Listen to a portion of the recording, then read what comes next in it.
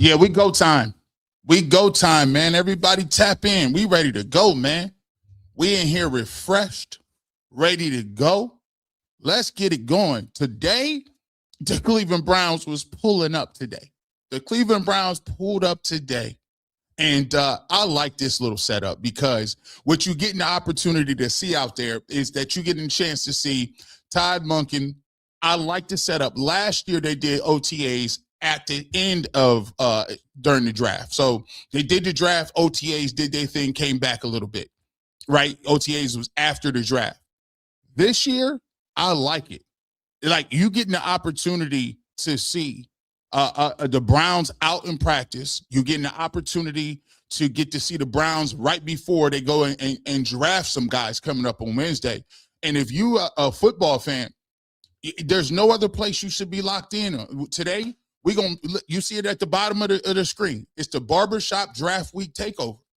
That's what we doing. There's a lot of people that's inconspicuous. People not being on the internet. Where are you at today? Where are you at? I'm going to lay it down for you guys. And I even started 4 minutes early so I could just let you know before we get to 6 o'clock exactly where you need to be. Today, this is a regular episode. This not I'm going to just let y'all know this is a regular barbershop. This ain't no like breaking news. You're going to get videos. You're going to get graphics. You're going to get ready to go. So tap in, lock in. If you're at work, driving home from work, wherever you're at, make sure you're ready to go. 275 is already in here. But guess what? Coming up Wednesday, we got Doughboy in the building. Cleveland's own, MGK, the Cleveland rap scene, but you didn't know that he was a big time Cleveland Browns fans. He's tapping in. He got his idea what he's going to talk about, what's going on. So tomorrow, final cut, 6 o'clock. Be ready to go. We got a special guest in the building. We will be going over our last thoughts of what we should be doing in the draft. That's at 6 o'clock tomorrow. Thursday, make sure you checking the draft out. 7:30, I'm going to be at the WKYC studios. Me, Adam the Bull, and Jason Lloyd. I'll be holding it down. Download the app. We will be on there as always, right? I'll be on there. We'll be breaking it down on the WKYC app to 11 o'clock. But you already know how I give it up, bro. Like, I go the hardest, bro. I go the hardest in the industry. Don't think we forgot about YouTube. The Barbershop ain't forgot nothing on YouTube. We tapping in with you on YouTube. 11:30, 11:45. Give me a little time to get in the car, drive from the studio, and while everybody else is asleep, we're going to be breaking it down right here for you, ready to go on the Barbershop. We're going to give you the first round recap. We're going to give you the first round recap, ready to go. Guess what? If you thought that was weak, nah, that's just rounds 1 and 2. Rounds 2 and 3. On Friday, guess what we're going to do? I think on Friday, what we're going to do is we're going to do the rounds 2 and 3 watch party. G. Bush, watch during the draft. Get ready to go. Saturday, you get the Barbershop, 9 o'clock, like you always get, right? You're going to get the Barbershop. The draft come on at noon. Get ready. Draft comes on at noon. Then guess what we doing? Guess what we doing? 6 o'clock. Earl the Pearl's in the building. Tyvis Powell's in the building. We're going to give you a 6 o'clock version of the final cut. Draft coverage. We're going to give you a recap. We're going to give you our grades. Me, Tyvis, Earl the Pearl. We're going to be breaking down each and every pick right when the draft ends on Saturday. So you're going to get up to listen, there's nobody giving it to you like this, bro. Nobody. We still feed the streets on YouTube. The Barbershop is in the streets. So just because we somewhere over there, don't mean we ain't going to get it together there. So that's where you can find us all Saturday. We'll be letting you know what's going on. But let's get to the day. The Cleveland Browns and Todd Monken that came out with G14 classified. Listen, he was stunting on people today. You get the first look at the Browns quarterback competition. You also get quarterbacks talking off top. Todd Monken spoke today. Shedeur Sanders spoke today. Dylan Gabriel spoke today. And you got to see all quarterbacks in all drills. Guys is out there. We're going to have some content. Shout out to Daniel Oyefusi from ESPN, who's the Browns beat reporter, who seems to have a lot of footage. Shout out to Daniel. He's out here cooking. We ready to go. So we gonna talk about it. We got Myles Garrett coming up on the show. They still playing games. Stop talking about Myles Garrett. He be all right. We'll get to that. We also gonna get to, am I having second thoughts about what I'm doing in this draft? I don't know. Jordan Tyson's out here levitating. Let me know if you think it's a little something different. We'll get your final thoughts on what you're thinking 24, 48 hours before the draft. We'll get to that. But first and foremost, we got to talk about what we saw today. We're going to break it down, and we're going to break it down as best as we do, and only the way we do. You're listening to the Barbershop. Yeah, it's a Tuesday at 6 o'clock. Y'all better tap in. You already know how we get down. Yes, indeed. Yes, indeed. Welcome on into the Barbershop. Your boy G. Bush ready to go. And you know when they start hitting the ground. You know when they start hitting the ground, we're going to talk football. And I'm excited about what I saw today. Let's start with this thing right now. Cleveland Browns, Todd Monken, Cleveland Browns, Shedeur Sanders, all the quarterbacks was rotating and moving around today. And look, I thought we were going to start off with talking about this, guys. I thought we was going to start off talking about what was happening on the field. I thought we was going to get into, man, I'm excited to see what Shedeur and all these other guys got to say. But unfortunately, you know how we do in today's, in the world terms. They setting you up. Get ready for it. As you can see, if we were any other competent group of people, we would be excited like I am right now. You would be doing coverage as we speak. You would be ready to go. But we always got to get to this. We always got to get to this. Not even this. Let's talk about this. We always got to start with the nonsense. Come on, man. Out of all of the great things,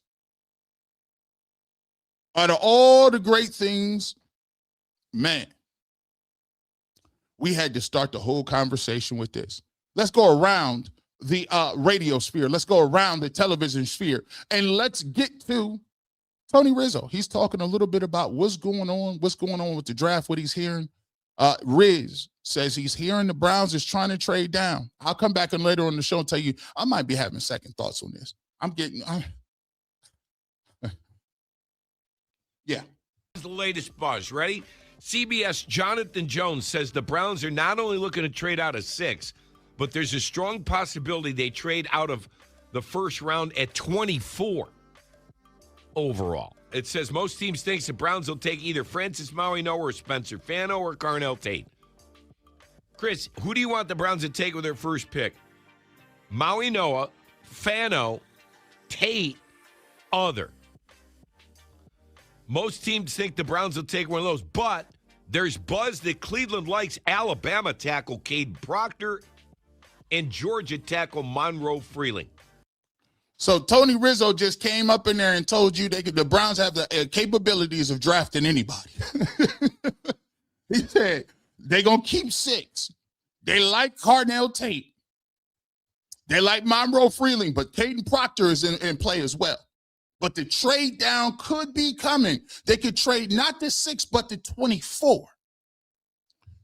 In layman's terms, as I have been saying so eloquently, we don't know what the heck the Browns are doing in this draft. Let me just tell you this right now. We ain't heard. Listen, we don't know what they're doing. The one thing I will say is that when I start to watch this, as we weave in, when you start to see some of this some of this OTA footage, Jerry Jeudy is not in attendance. Myles Garrett is not in attendance. Now, you know, Todd Monken has already told you that those guys have already communicated that they would not be there. But one of the things that you're going to see in one of these clips is this. When you ain't got no receivers, dog, I'm telling you, bro, you ain't got no receivers, bro, it gets scary early. And I get it. I'm going to ask y'all to put it in the comment section. Is y'all rethinking this conversation about which is going to help the quarterback most, the offensive line or the receiver? I need to know. Because there's some things that was a little scary to me today, and we're going to show you that, why I'm rethinking some of that stuff. No, Deshaun Watson didn't speak today.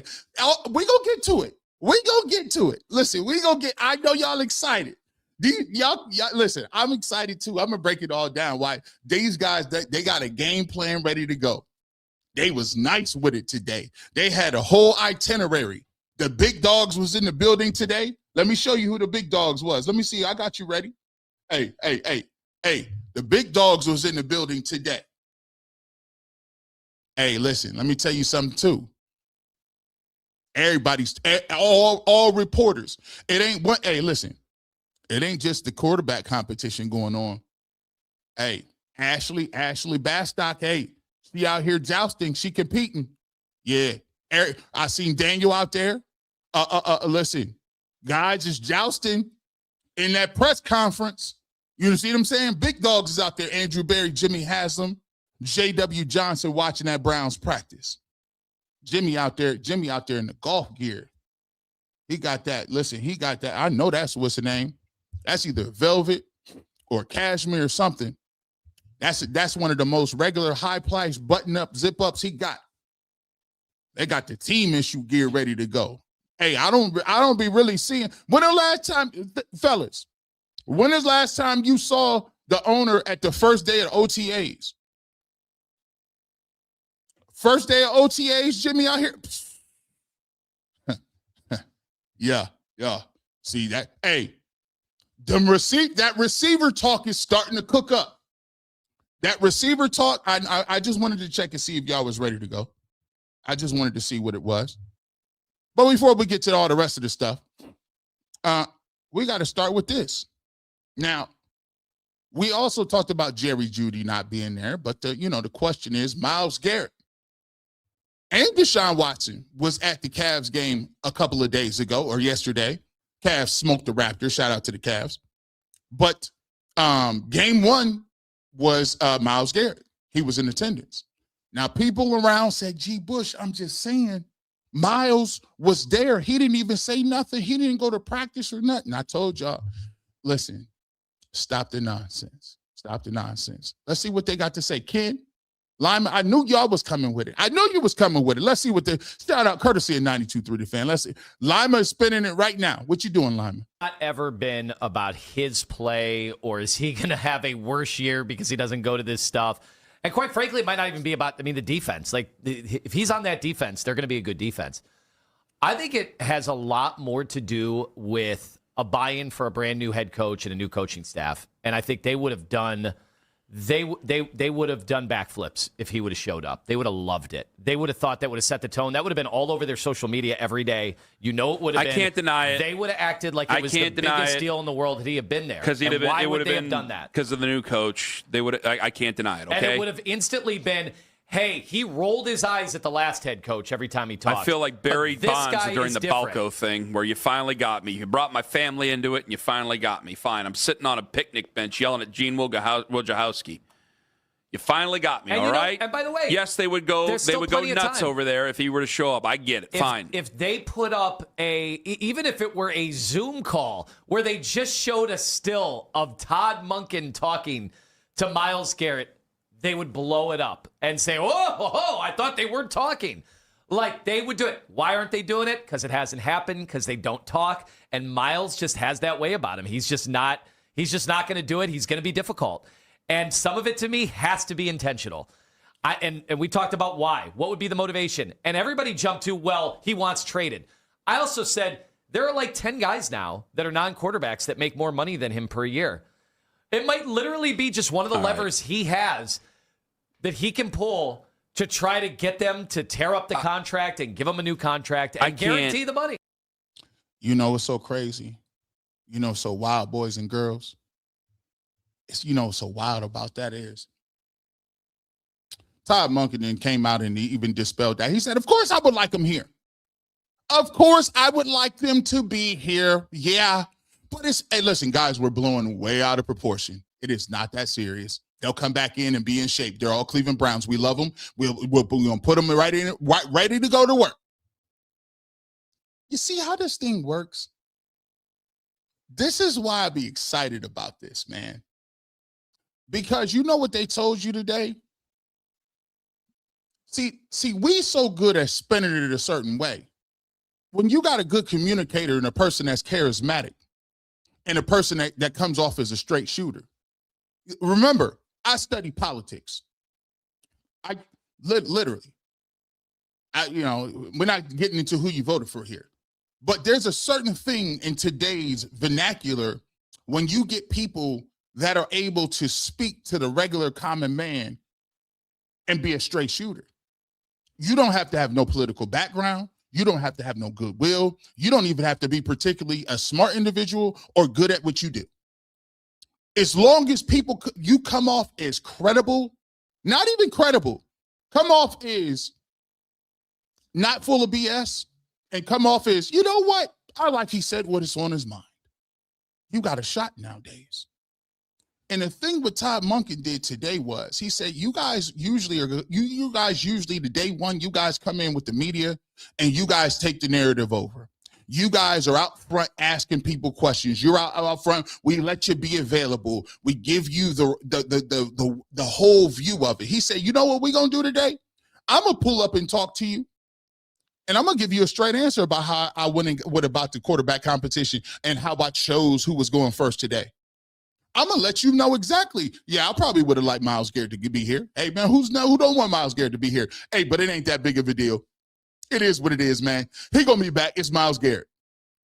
I said, man, this dude is diffused and ready to go. And then, you know what they did?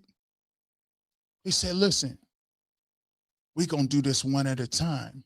See, we're not even going to give y'all no opportunity to snowball none of this. This is why you need me to come and decode.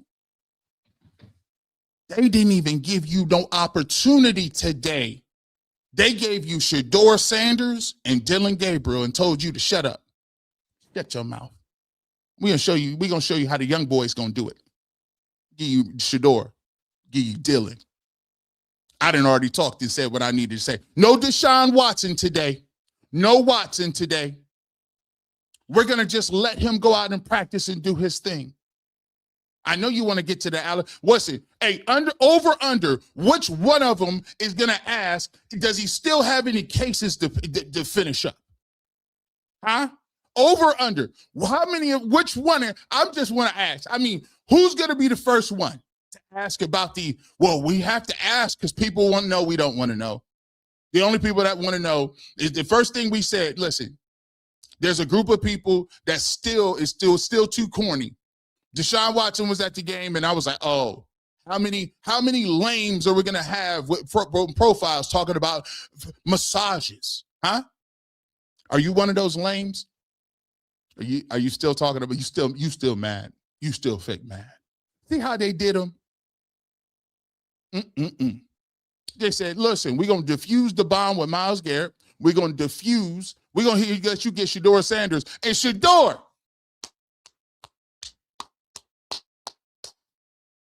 that's the way to redirect all of them. You see what he told them. Hey, we need new energy around here. That sound like he might as well just say, hey, listen, this is the new Cleveland. This hashtag new Cleveland. We need new energy. You asking us about how we readjust? It's about you guys readjusting. You guys do want us to win, right? Woo!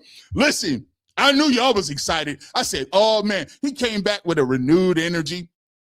Bro, he was out here, and listen, he was out here looking like he had been fasting and praying. Like he looked like he just ain't no fast food in weeks. It looked like he just like, yeah, bro, it looked like he done just gave up social media. He just real zenful right now. He like, yo, he had the 2 jersey on. He was cracking jokes. Boy, hey, bro, I was sorry. I listen, Dillon even came off self-deprecating.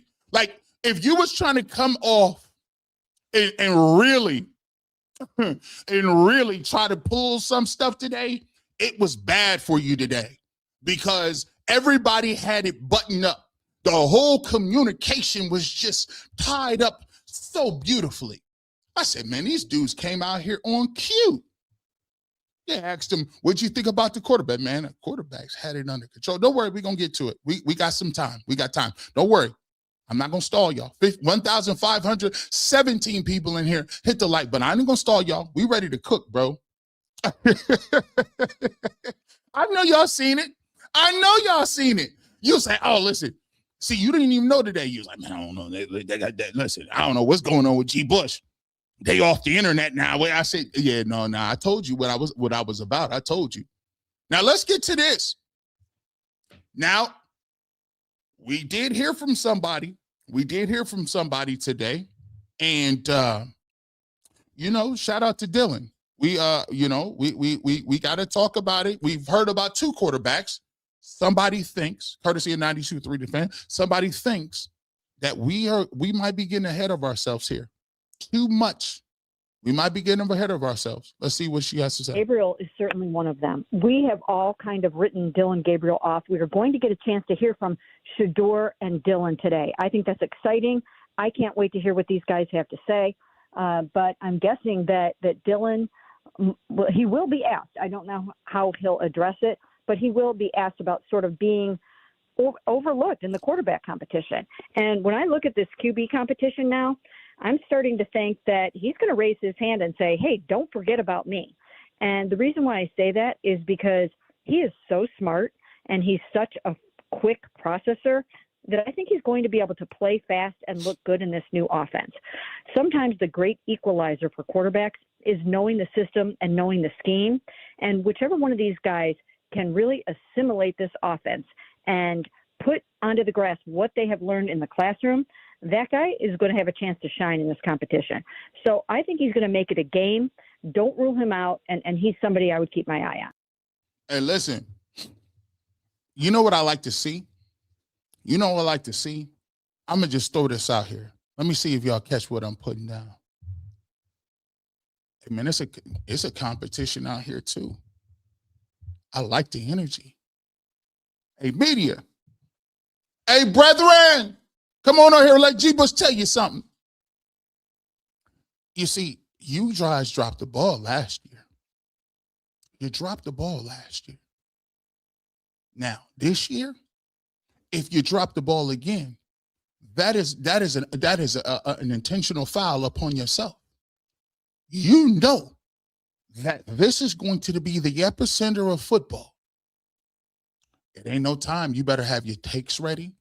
You better be on the phones. You better be working new sources. You better be working angles, stories. I'm trying to see how many stories people putting out. HEATS is jousting to get these questions answered. It's a new day. Notice the new energy level. If this was the same old coach, it's the same old 1-2. We're going to do this. We're going to do this. You're going to have to fight. You're going to have to fight for it today. Listen, ain't nobody, if you're late to the ball game, it could be all she wrote. Not only is the PC, what y'all didn't understand is that not only a quarterback competition, it's a competition in these streets. It's a competition for who putting out the content, who getting the stories, who's moving and shaking. Y'all watch that. I'm gonna tell you. See, this is how, because everybody is starting over. It's all new. So you might have been on the ends before, but now everybody's starting off. Everybody at the same pecking order. And I like to see the energy. Hey, y'all better get y'all a podcast or something. You might want to invest in a Blue Yeti microphone. Stop playing around. This game. Yeah. Hit that like button. Let's get it going. And I like what they did. They dropped this. They dropping material. They giving you practice right before the game, right before the draft. Oh yeah. Speaking of, let's get to it. Let's talk about it. Let's get back into let's get to the draft. We done did enough. Let's get to this. We got a lot of stuff to talk about, man. Browns Nation, about time you started quoting your boy. About time, Browns Nation. By the time you started quoting your boy, which y'all forgot. See, what happened was they had to be like, listen, he kind of inflammatory over there. I don't know. That boy G. Bush be stepping on. He's a spark plug. But start looking at that record. He said, but that record G. Bush got in the barbershop, that record is kind of crazy. I ain't gonna lie. He ain't been wrong a lot. Shout out to Browns Nation. We just playing with y'all. Garrett Bush says Shedeur Sanders is already carrying himself like Browns quarterback number 1 and believes it's only a matter of time before he becomes a team starting quarterback. To be truthful, they even got my quotes right. I said this, because when I say to be truthful, that's a whole, to be truthful, Shedeur Sanders is a dude who's acting like quarterback 1. He's been there like he's a quarterback 1. He's putting in work like he's a quarterback 1. At some point, he's going to get an opportunity to go out there. Sooner rather than later, I think we're going to find out is that if Shedeur Sanders, barring injury, is most likely the starting quarterback. The players have said it. His teammates have said it. Every time I go out here and listen to what the players are saying, they're not really mentioning Dillon Gabriel. They're not mentioning Deshaun Watson. They're mentioning Shedeur Sanders. Shout out to them. They've been talking. And one of the things that I always keep saying is, and that quote was prior to the quotes that we're going to show you on here. Huh? That was prior to the quotes we saw today. And the reason I say that is because you started to see the maturation in the way he handling himself right now. I didn't even know he was going to cook like today, but he handled it masterfully. New swag, new energy. They try to ask him questions about, did what you learn? He said, bro, it ain't about what you learn. I learn something every day. I learn something every day. I learned how to shave my beard the other day. Man, come on now. Let's keep it going. Let's see what else we got today. We showed you the quarterbacks in the competition. Let's get to this. I thought this was brilliant. Todd Monken 1, Kevin Stefanski 0. Now, actually, it's 2-0. He down 2-0 right now. And the reason Stefanski down 2-0 is, first and foremost, all Todd Monken had to do was answer one question straight. Todd, how many quarterbacks do you have on the roster right now? Well, I believe that's 3. Look, you already winning, because Kevin Stefanski would have been on, well, depending on whether or not you're counting the practice squad roster and the guys that we brought in on visits to you can't answer no question, can you? Can you answer a question? But watch this. Daniel says, peep the camera on the top of Shedeur Sanders' helmet. Each Browns quarterback is wearing one. They'll use the video footage to review practice with coaches from a first-person. Oh, my goodness. This dude then came in here with NASA technology. Remember what I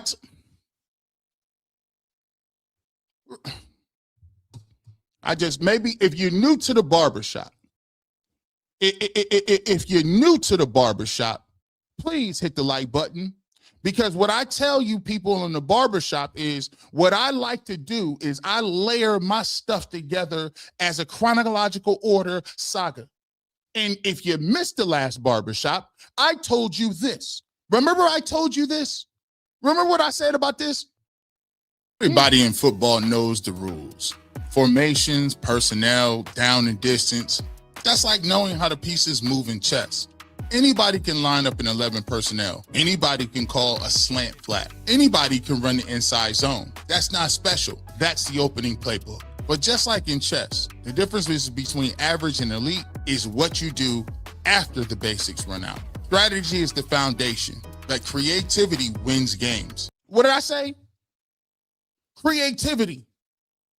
We did we talked to you about creativity and how it's chess. Now, Jimmy Haslam been rich.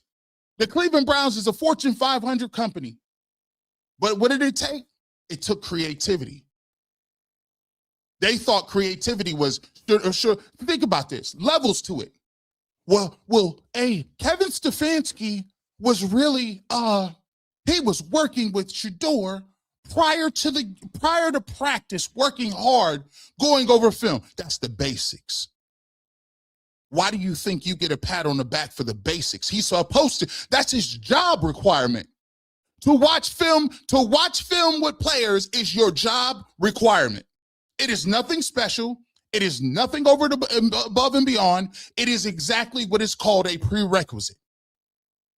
But the levels to it is, well, if I really want to understand what guys are watching, if I really want to know what a quarterback sees, if I really want to get into the mindset of a quarterback, why don't I just watch it from his perspective? Hey, you over there.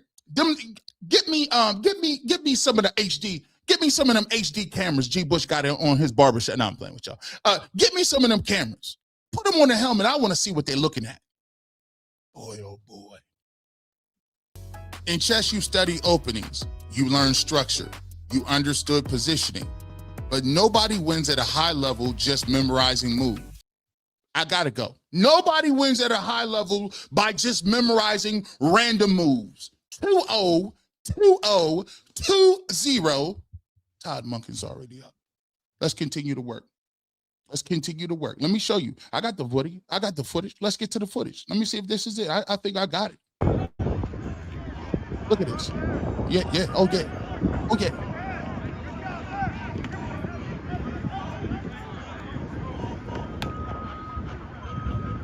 Oh, yeah. Oh, yeah.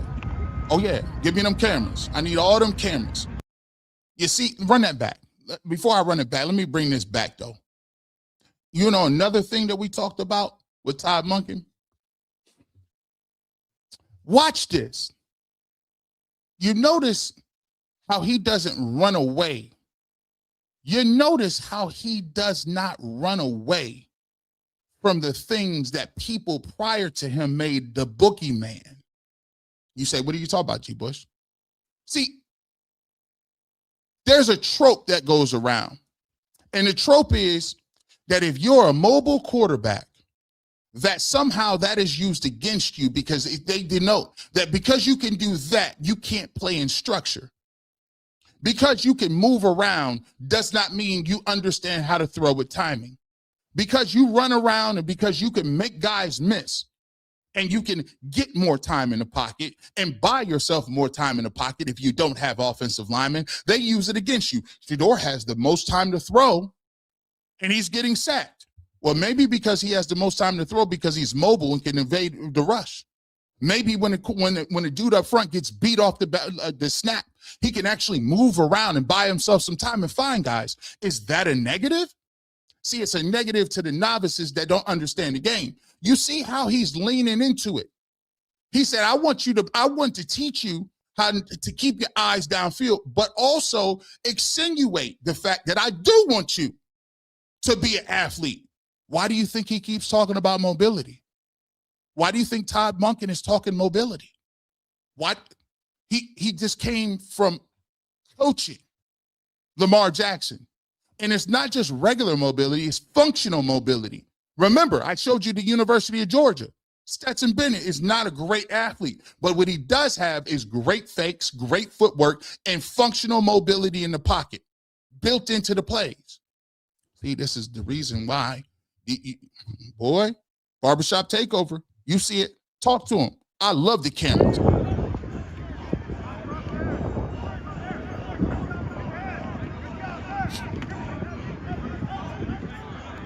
I like it. You see that? His head is downfield the whole time. He's not looking at the ground. He's not looking at the ground. What are you looking at? Finding a receiver. Find me somebody. I like it. See, you done got me, listen, you done got me excited, bro. I'm just a football guy. I'm just a little football dude. You can leave the tabloids at the house. Leave the tabloids alone. I don't care what none of y'all doing. I'm excited about this right here. Let's go. Let's get it going. The narrative of everyone but two is alive and well. Hey, it's dying day by day, though. hey, it's dying day by day. I mean, it's getting dark outside early because because this is coordinated. This is coordinated. This is communication as an organization. This is, oh, you thought you were slick? Oh no, actually, be truthful. You thought you was coming to interview us. We're interviewing you. They didn't even know that. We're actually watching you. See, this is why. Whoo, it's tough out here. Let's get to it. Let me show you. Before we go, let me show you this.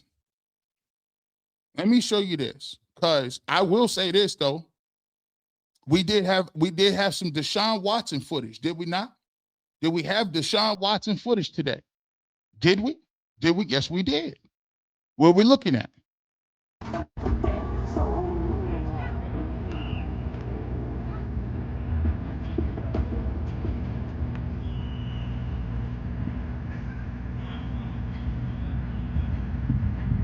Hey, I ain't gonna lie. Let me pause it right there. Hold on, let me give you Miss Reps. Hold on. Let me get these reps. Hey. Nah, put that back up. Throw that back up. Wait, let me get that last comment, producer. Watson don't, no. What you mean? No. What you mean Watson don't look bad? He look all right. I'm going to show you some more clips. I'm going to just keep it real. The body language right now for people trying to amp it up, listen, no disrespect, but Dylan, nah, this ain't what you want, man. This ain't, it ain't. Watson and came back like he been actually working out. He actually looked like, let's be clear. He got the zip on the ball. I'm gonna show you a couple of the. Let me see, Dylan.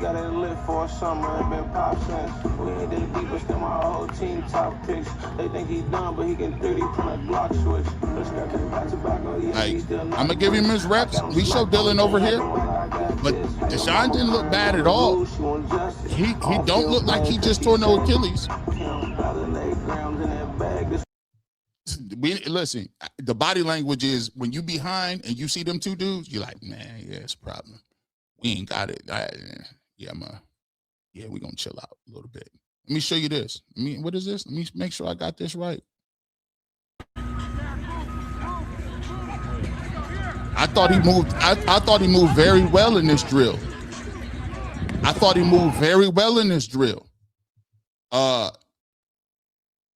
Mary Kay would talk about Gabriel, then hit us with the old trope. He processes so fast. Look, man, hey, I'm just saying it's gonna be hard to do that because look, I'm saying this don't look like Deshaun Watson done tore up nothing. Now, granted, ain't no rush coming, but I was impressed by this. a little bit. Now, I was impressed. Look, I ain't gonna hold you. I'm gonna show you all what we saw today. But I also got to show you this.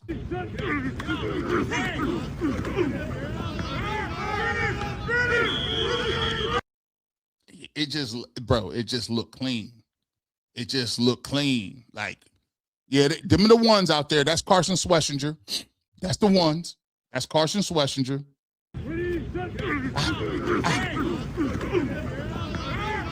It just,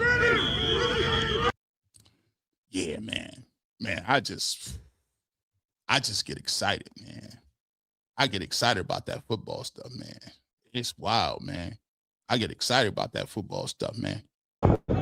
We got some more.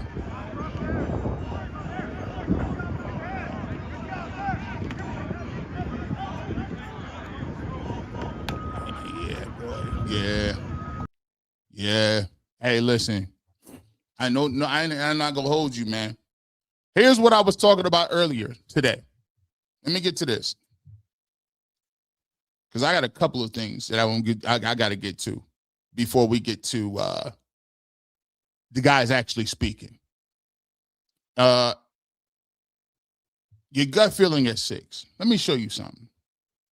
This is my problem, and I wasn't even going to make this assessment. Look at this. Now, let me set this up. Now, watch this. This is what I'm talking about. See, we're not going to do this. Bro, Todd Monken today talked about effort and how that's non-negotiable. When you're running your routes, you got to run your route as hard as if you know you're getting the ball or not getting the route. Under no circumstances is supposed to be a change in your rhythm, your pattern. Now watch this. Sometimes, you see, that's the thing about certain quarterbacks. Certain quarterbacks gonna put that on you. They gonna. I will throw that. I will throw this. Don't. If I catch that DB and he ain't in fact, I will throw this to you, my good sir. Now watch this. This turned out to be an interception. Shedeur Sanders throws this football, right? Malachi Corley is here. Watch this. See if you see a change of pace. Nope, absolutely not. You're already jogging. Watch the change of speed.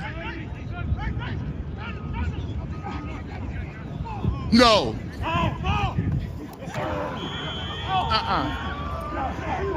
No.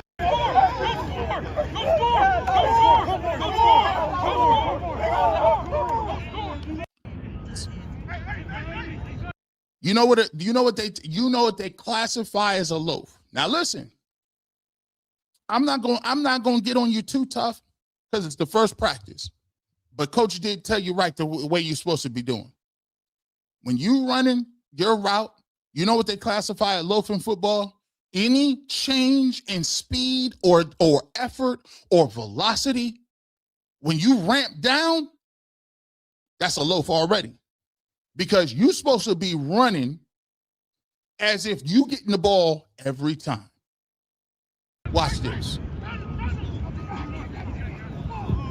Nah, that wasn't a stop and go. And this guy looks like he ran the route for you. Shout out to number 20, Mr. Ross. Who went and got that? And he high pointed it. Let me show you. And who wanted that more? Give me that. And he high pointed it. That's what I'm talking about. Shout out to the defense. Yep. Shout out to the defense. They won that rep. Now, here's what I'm going to tell you. You say, G. Bush, what does this have to do?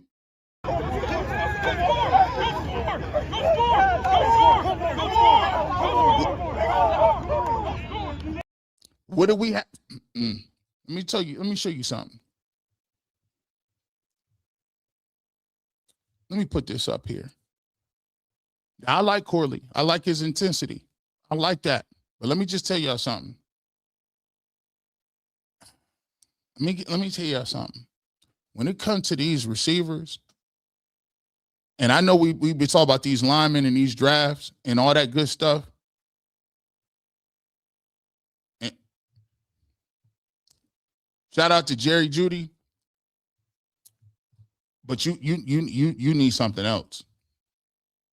You need something else too. I hope the Browns don't get. I hope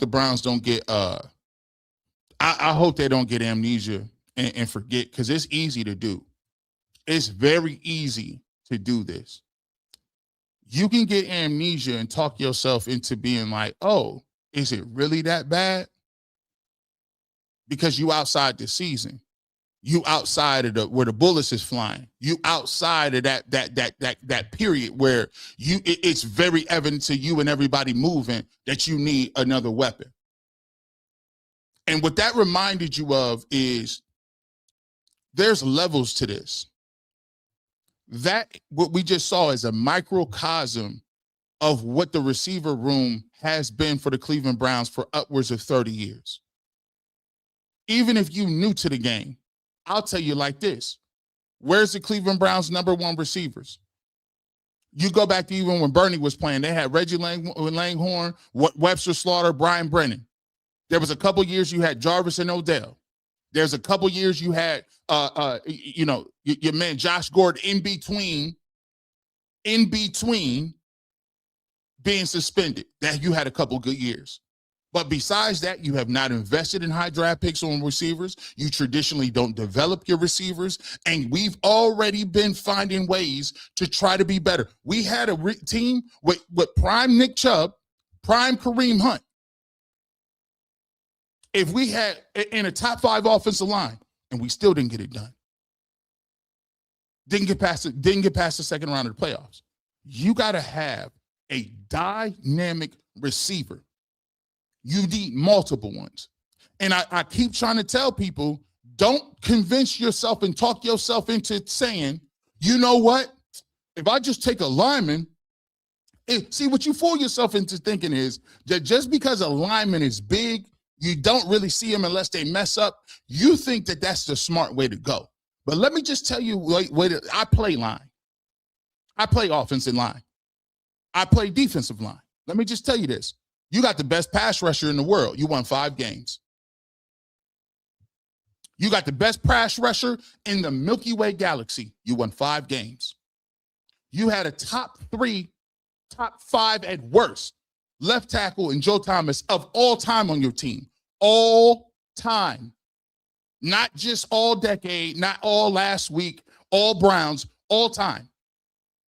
And guess what? Joe Thomas was so dominant. He played Joe Thomas was never hurt.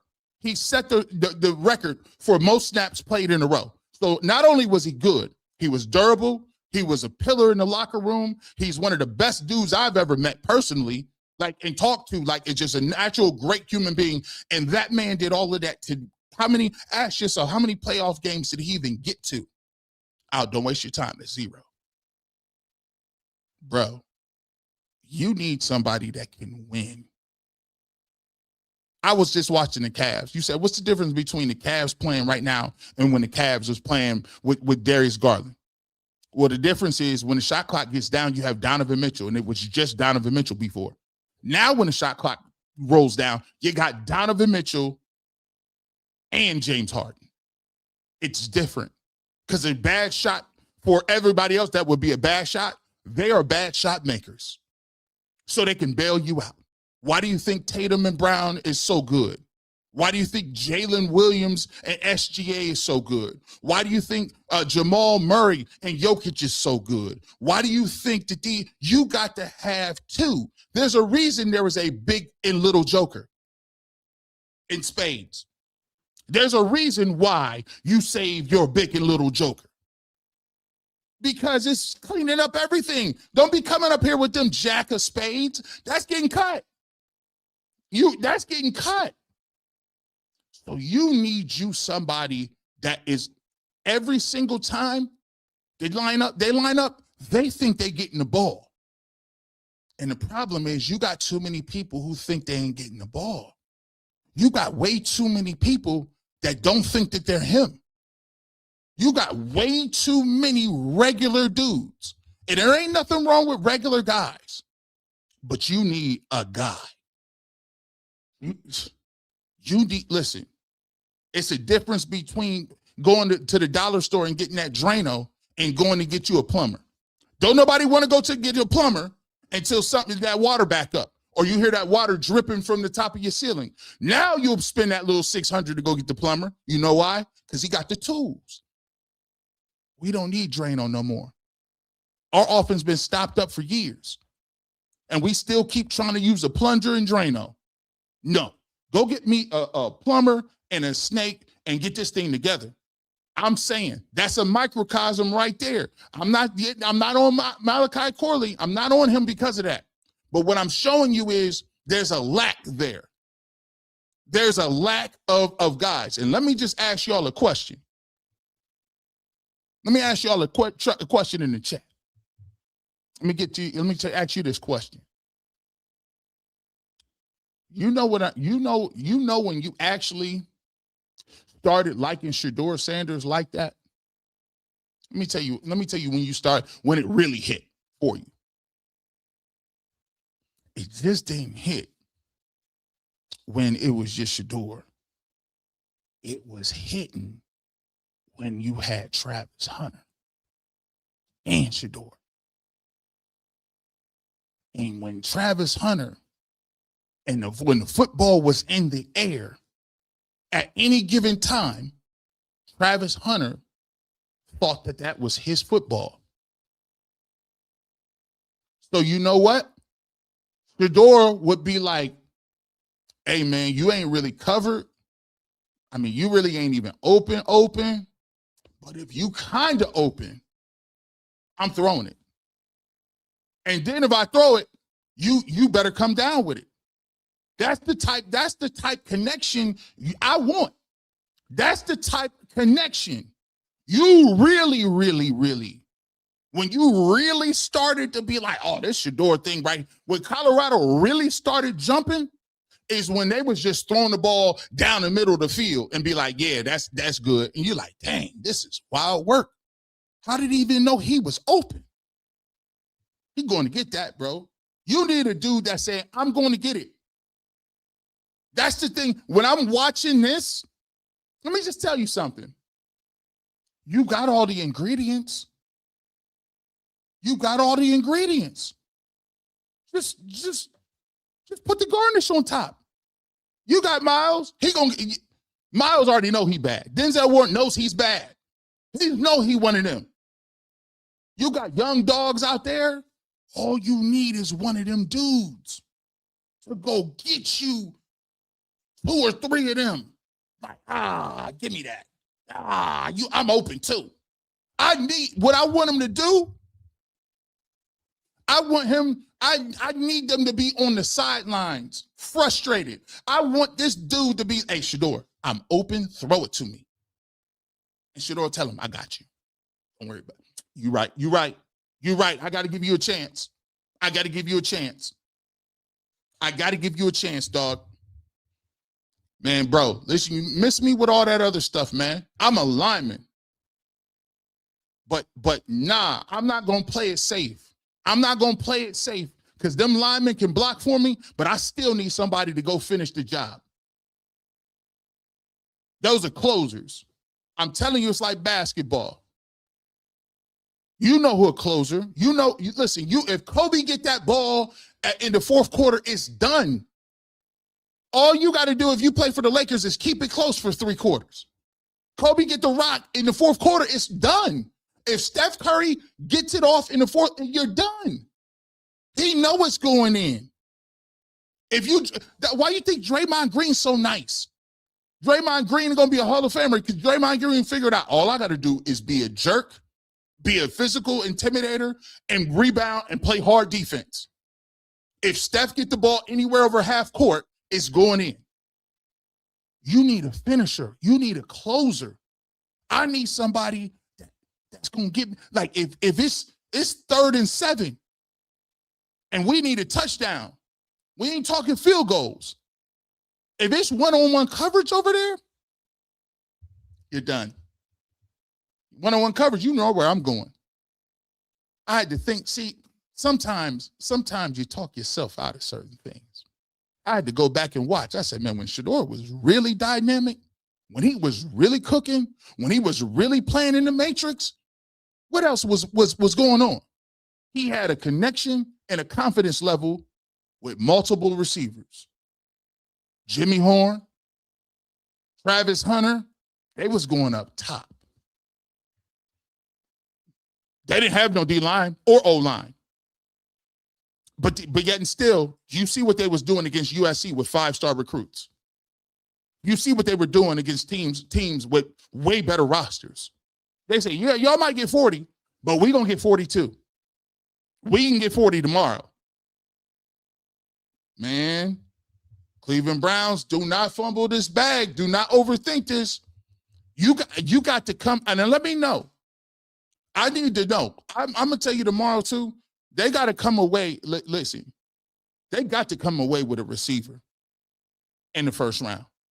and it gotta be, and I'm not talking about no development. They gotta come away with one of them dudes. Let me just tell you that right now at 6. All that trade back conversation is low-key fool's gold, bro. You talking about trading back for something that you might not even be here to take. I'm just saying. Hey, I'm just saying. Speaking of, I got to get to this too. Since we talking about it, I got to get to this. Now, I shouldn't even have to do this, but I shouldn't have to do this, right? This is part of the nonsense we always got to talk about, because you know the way it worked, practice came out after the news cycle happened. So everything that happened today, which is why the barbershop, we gonna beat you to the punch. Y'all at home somewhere eating dinner. Me and my wife was like, hey, listen, hey, Rose, did you eat today yet? Nope. We got to work. We got to work. We gonna give you that work right now. But let me just show you this. Because it didn't happen during work hours, they're gonna get to it tomorrow. But we gotta say this, because we're gonna hear Todd Monken talk, and they love spin cycle, don't they? They love spin cycle. Now, Todd Monken already done said how he split up them receivers, how he split up them quarterbacks.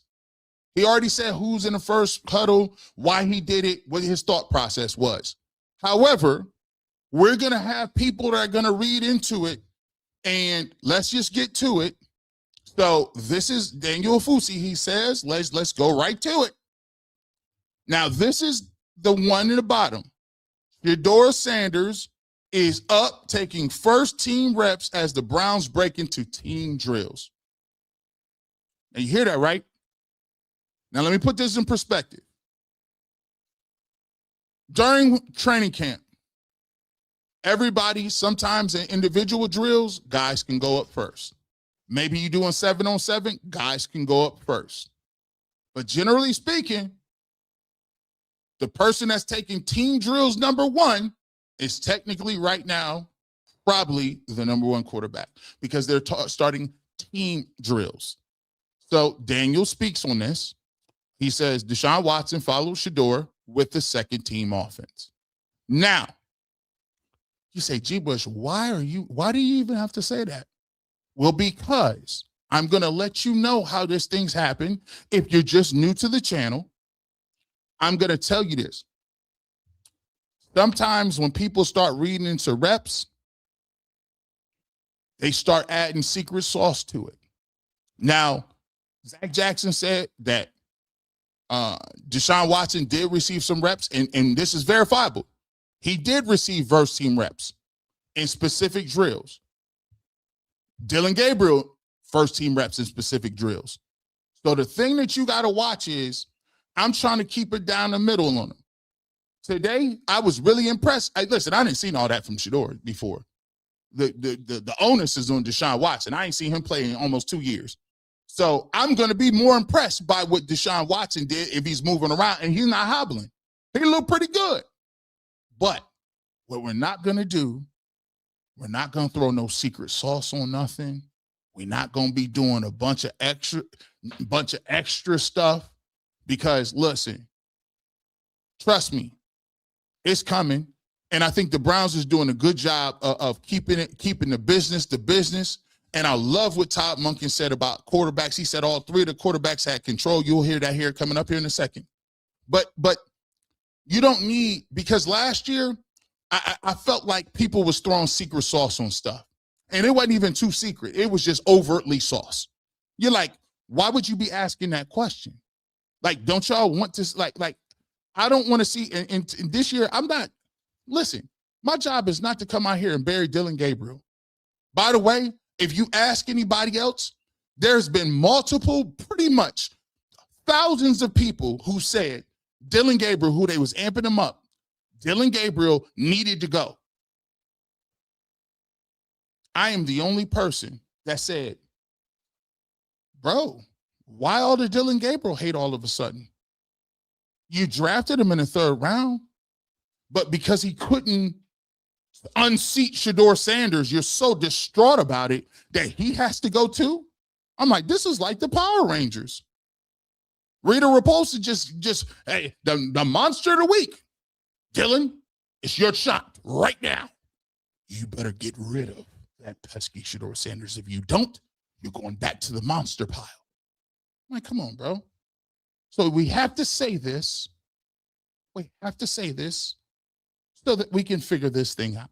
So just so you know, so when they say, well, Deshaun Watson was getting first-team reps, well, Shedeur Sanders got first-team reps in the team period. So we just have to throw that out there. In the team period, most would probably say around the NFL. And if you know football, the first person that comes out in team drills is going to get the most time. So here we go. They be throwing that secret sauce on there. Boy, I tell you, let's get to this. Now it's time, boys and girls. I told you that was a wild and crazy first hour. 2,352 people in here right now. Thank you guys for pulling up. If you're new to the Barbershop, if you're just pulling up, maybe you just caught on to the Browns, maybe you like Shedeur Sanders, maybe it's the first time you've seen a video. We appreciate you being in the building. And I'm going to say, you know, it's crazy. It's great to look back in a year. It's great to look back and see where the channel took off at this time last year. I always tell yourself, man, my goal is small victories. Are you doing better than you did last year, right? And one thing is, you know, I love the fact that now we're at a different position.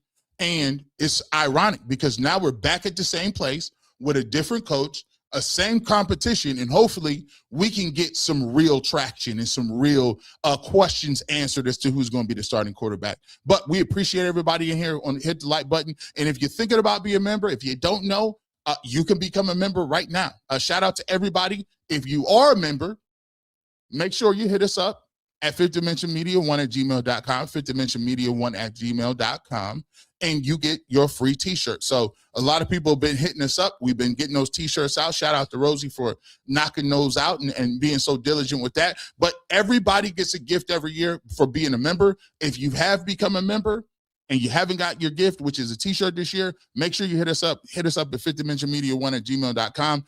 Give us your name, your address, where we can ship it to, and most importantly, your size, so we get the right size, and we'll get that out to you as well. We also, if you want to become a member, we do members only content. We also give, we do crossover type content where we bring in other hosts and guests that are from the Browns community. We do that. And then we can still continue to give you different things like family blogs and other things that we give. And so we appreciate each and every one of you. And guess what? If you just want to be a regular subscriber, that's fine.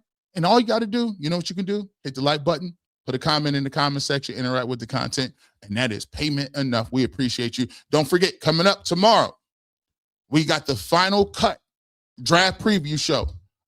Dope Boy is going to be here. Cleveland's own. You see him with MGK. He had an album he just dropped a couple weeks ago. And he'll be in the building to talk about the draft, the Browns, Cleveland music scene. We'll be doing that on the final cut. And then we will be doing, you know what we're going to do? On Thursday, we'll get to the WKYC draft party the night of. After we doing that, 11:30, we'll be right back here to do that with you guys as well. And then we'll be doing a little watch party on Friday. Saturday, we come back, do the Barbershop at 9 o'clock like regular.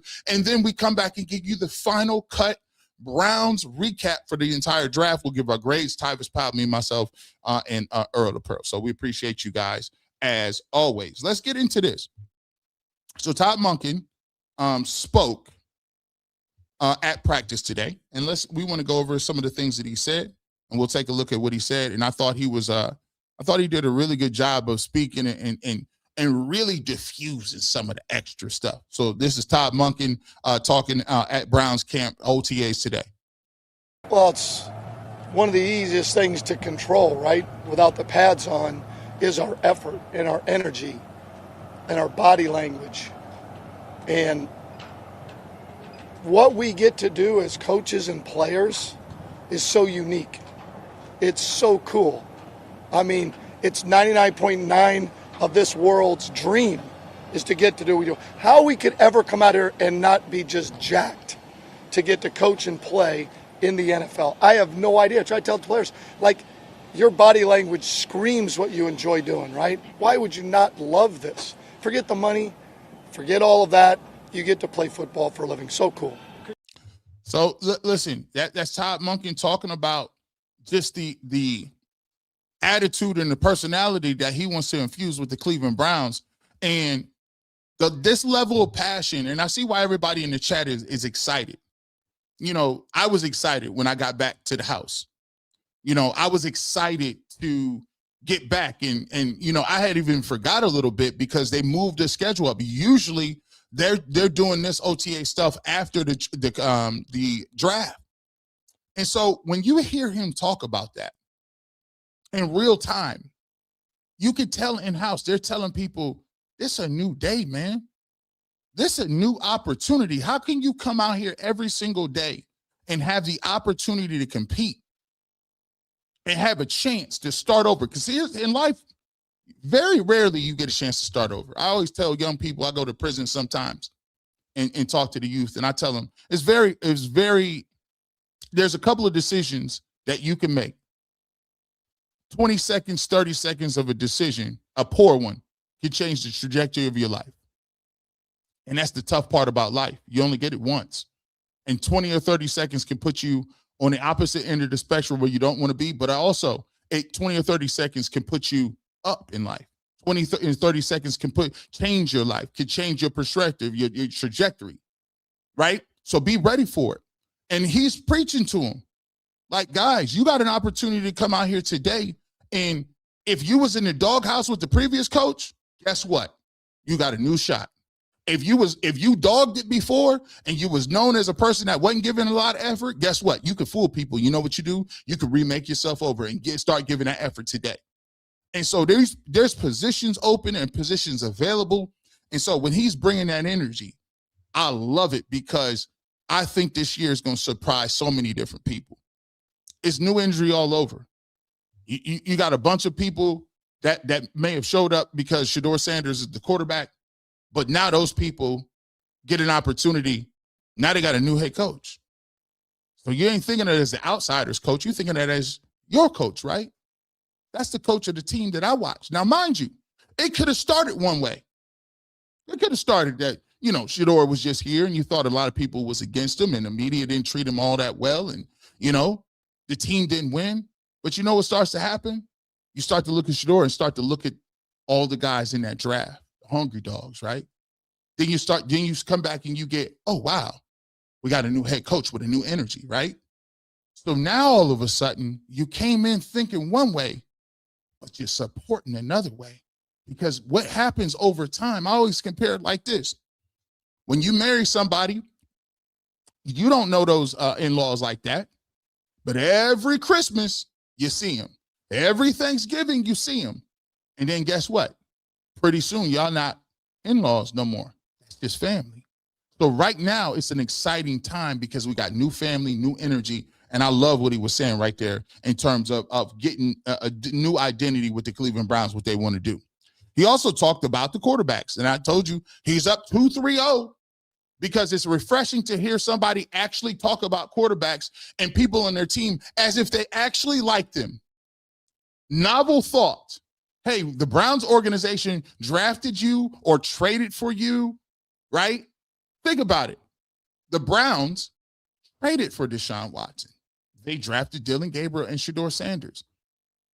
There's no need to act like they play for they don't play for the Steelers. They're not undercover moles trying to dig up information and be some sort of CIA agent working for the Steelers. Like they got drafted by the Browns. So it's okay for you to say, hey, we like these guys. They do some really good things sometimes. Let's talk to you about the quarterbacks and what he saw. Well, I thought they were in command. I never felt at one time like they were lost. I thought all the work they'd put in, the last couple of weeks leading up to today, Coach Pajakian did a great job with them, prepping them. Coach Baker, Ian, those guys with the quarterbacks to prep them. Everything from the meeting rooms, again, to the walks to here today. To me, that's the start of it. The start of it is how we function, how they lead. Is there a belief system? And who has the ball in their hands every play. Boy, I like that. I love it. So belief system. He's consistent with what he's saying. The belief system starts from the team. It's an organic practice. It's organic. I talk about politics all the time, but you know what I like? I love primaries because primaries will give you an opportunity to see what specific parts of the country feel about you as an individual. And sometimes you can fake people out when it's just the thought of you, the thought of you running for president. People are like, oh, I would vote for that person. Wait till you get to them doggone primaries. Because when you get in primaries, that's a dogfight. You fighting in-house. You fighting guys that you on the same political aisle as. Same side of the aisle. And you know what you got to do? You got to duke it out. Sometimes it get a little ugly. So by the time you come out of the primary, by the time you come from Iowa, you already know who's viable or not. Not because we have a vote by the people, but your donors back off. Y'all don't hear me. Maybe y'all ain't into the political system. You don't get it. You come out of Iowa in them primaries in your polls, it's not the fact that they ran an election and they said, hey, people don't like you.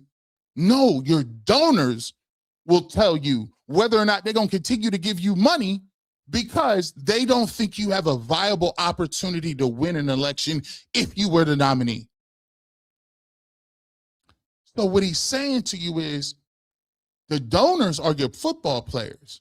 The donors are the people that are backing. The donors are the people that's the silent partnerships of the team that says, we already know who the quarterback going to be. And right now in the competition, it's an open audition for that. Speaking of the competition, we need to figure out how the competition will be engaged. Todd Monken talked about this earlier and how he went about splitting the reps. To be honest, I'll have to ask Coach Bajakian. We were just rotating who was first reps. Shedeur to start. There were some other reps. The way it was going to turn out, Shedeur was going to get more reps. Some of it in pass skelly, some of it in team.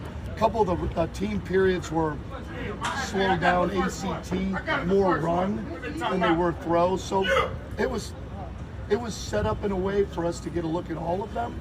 The plan was to have Shedeur have a few more reps, but to let Deshaun and Shedeur both have reps with the ones. Does that change? Now listen, no disrespect. No disrespect, but you did see him say, well, he turned out Shedeur was getting a few more reps. Deshaun got some first team reps. So you saw that. It was evident, right? It was evident for what we were talking about and doing. So, you think about how those things went down and you think about the way he's phrasing and the way he's talking. He don't need no help. He don't need no help in figuring out what he wants to do. He does a good enough job on his own by just being upfront with it. The crazy part about it is, why would it be any different? Shedeur Sanders ended up as he was the starter when the season ended, and he ended the season on a 2-game winning streak against 2 division rivals with nothing to play for. Without Junkins, without Fannin, I don't understand why there would be a thing where it would be like, well, we're surprised Shedeur got to go with the ones. See, that's how tough propaganda permeates people. It's a very dangerous game. The propaganda police will be you're like, bro, why would you even be believing that? But that's the negative reinforcement. When somebody keeps saying it's the worst person I've ever seen, the worst person I've ever seen, the worst person I've ever seen, he was the worst quarterback statistically, when they bring that up, you can tell they ain't watched no games. They couldn't have watched no film because there's throws and plays on the film that are irrefutable. And by the way, don't take my word from it. These are, Hall of Fame players are saying this. Hall of Famers, Kurt Warner. We've already gone down a list. Eric Dickerson, Emmitt Smith, Michael Irvin. We've continued to go down the list of the Hall of Fame. Even the non-Hall of Famers, Drew Bledsoe. Chase Daniels. I mean, Aqib Talib. Like, we keep talking about, like, why would that be a stretch to say that, wow, man, he was going to get some reps? Come on now. Come on now. Come on. Let's get to it. We ain't done yet. We also heard from Shedeur Sanders. And this, I loved Fat today because, again, this is why I always tell people. Some people get ruffled up. Their feathers get ruffled when you talk about, if you mention the word growth with Shedeur, sometimes people will say, well, listen, he already had some of those things. No one's denying he already had those traits. You know, we already know that he had the prerequisites in some of the raw materials, right? And part of it was the maturity, the understanding. But the thing that I always told people was, what you gotta talk about is anytime when you go purify, what's one way to purify metal? Now, metal is already strong. Steel, iron, copper, gold is a little more brutal, but it's still a metal, right? Metals traditionally in the scheme of things are strong. But how do you purify metal? You use fire. And so just because he was already strong does not mean that the purification of trials and tribulations don't purify and make it better, more pure, stronger.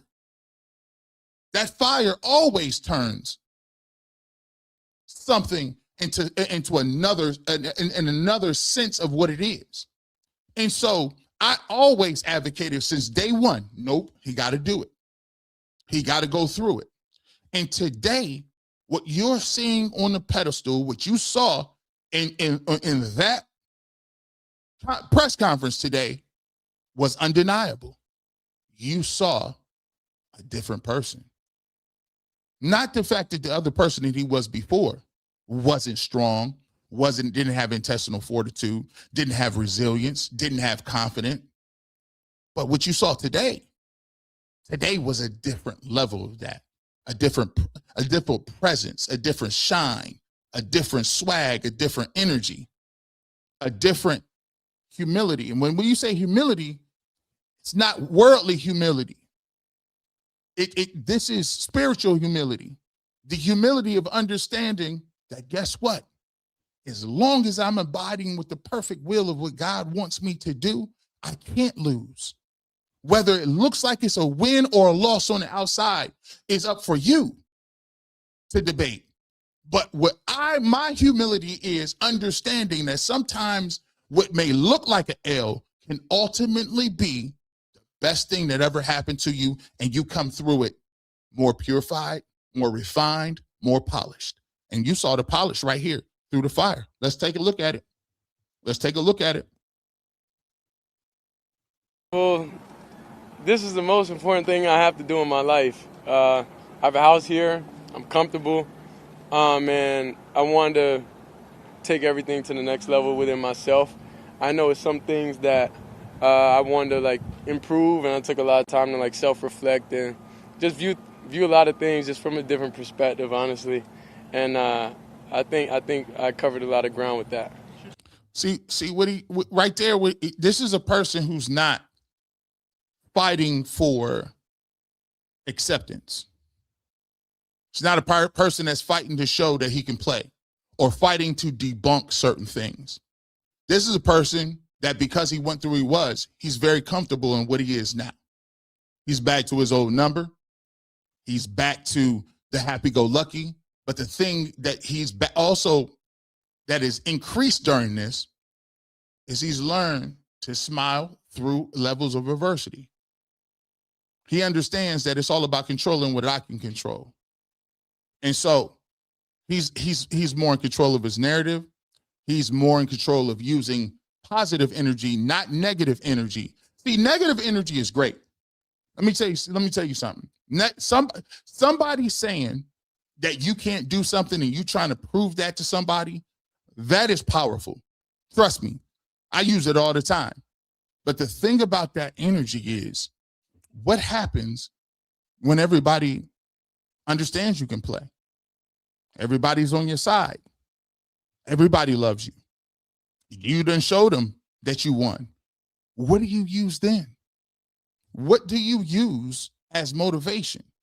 I call positive energy and understanding how to be, still in your own self. That's clean, renewable energy. Negative energy is fossil fuels. Negative energy is burning coal, burning gasoline, petroleum. I want clean energy, because clean energy burns and there's no residue. There's no residual effect. It doesn't weigh you down. So now he like, oh, I see what it is now. I realized that what you was talking about ain't going to affect me, because when you didn't want to give me a shot, period, point blank last year, you still couldn't stop it. Let's continue on. Let's continue on. We just talking a little bit. We ain't doing too much. Let's see. Well, I think it's honestly about like talking to coach. I think coach just spoke life into me, and then like when you do that, they just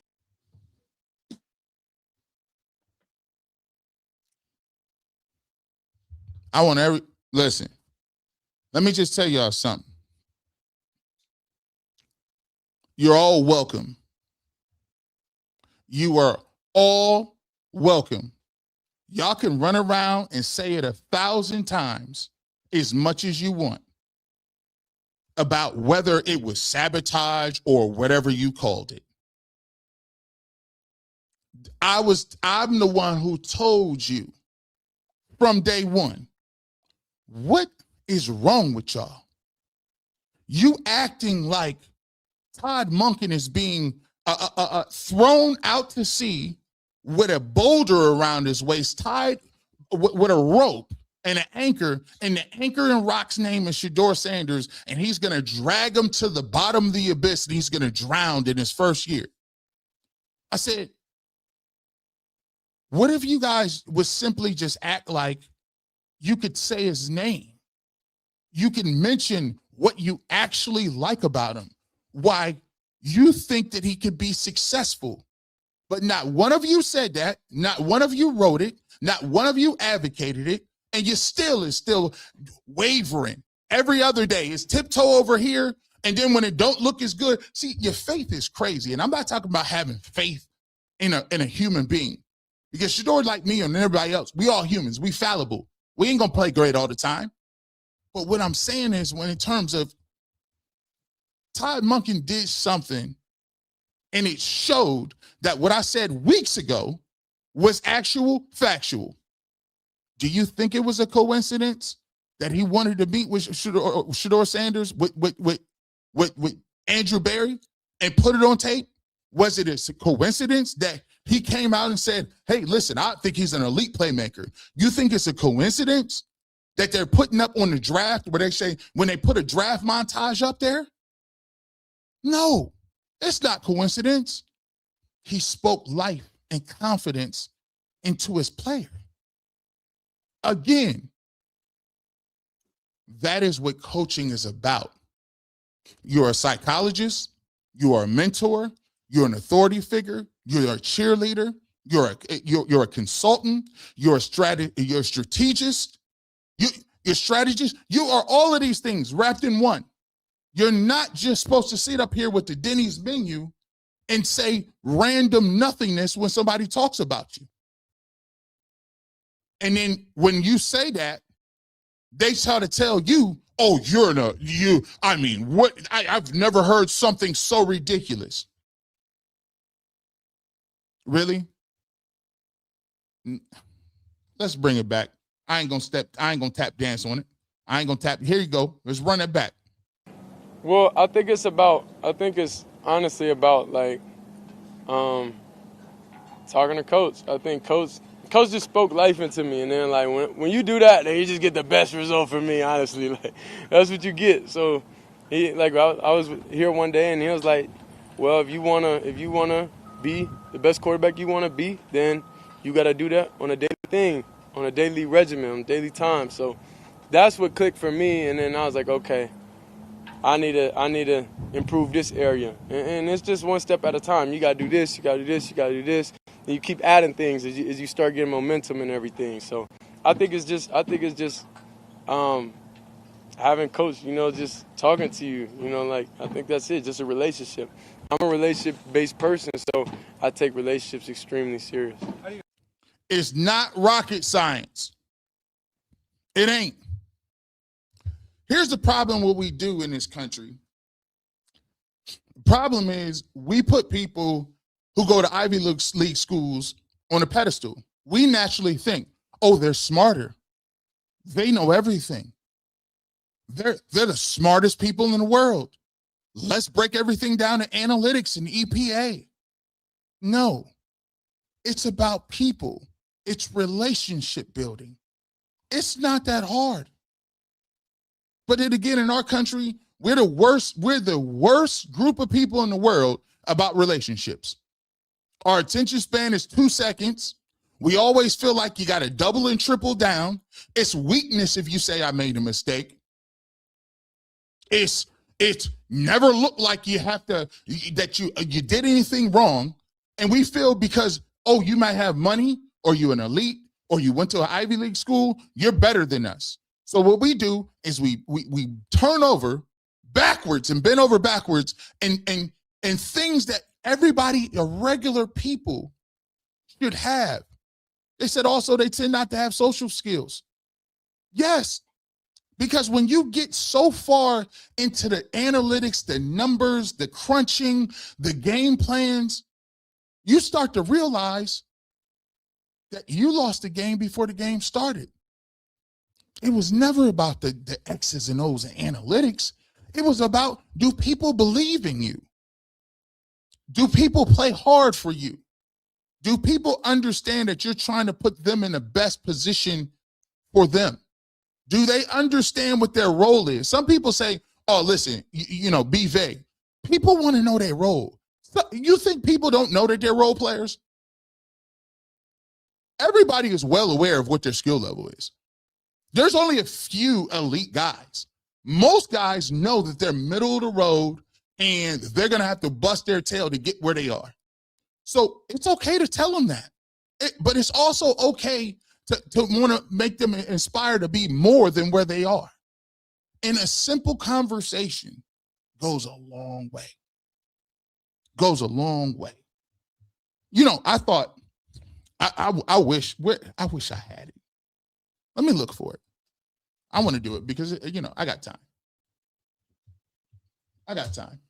Listen, he said something today about, technically, he was like, you guys need to get on, you got to get on, let me see. Here we go. Let's get to the, okay, here we go. I'm going to find it. I'm going to get this quick. It's important. We got to get to it though. We ain't even going to play with you. Let me see. I got 2 more. Let me get, we going to cook. Bear with me. Mm-hmm.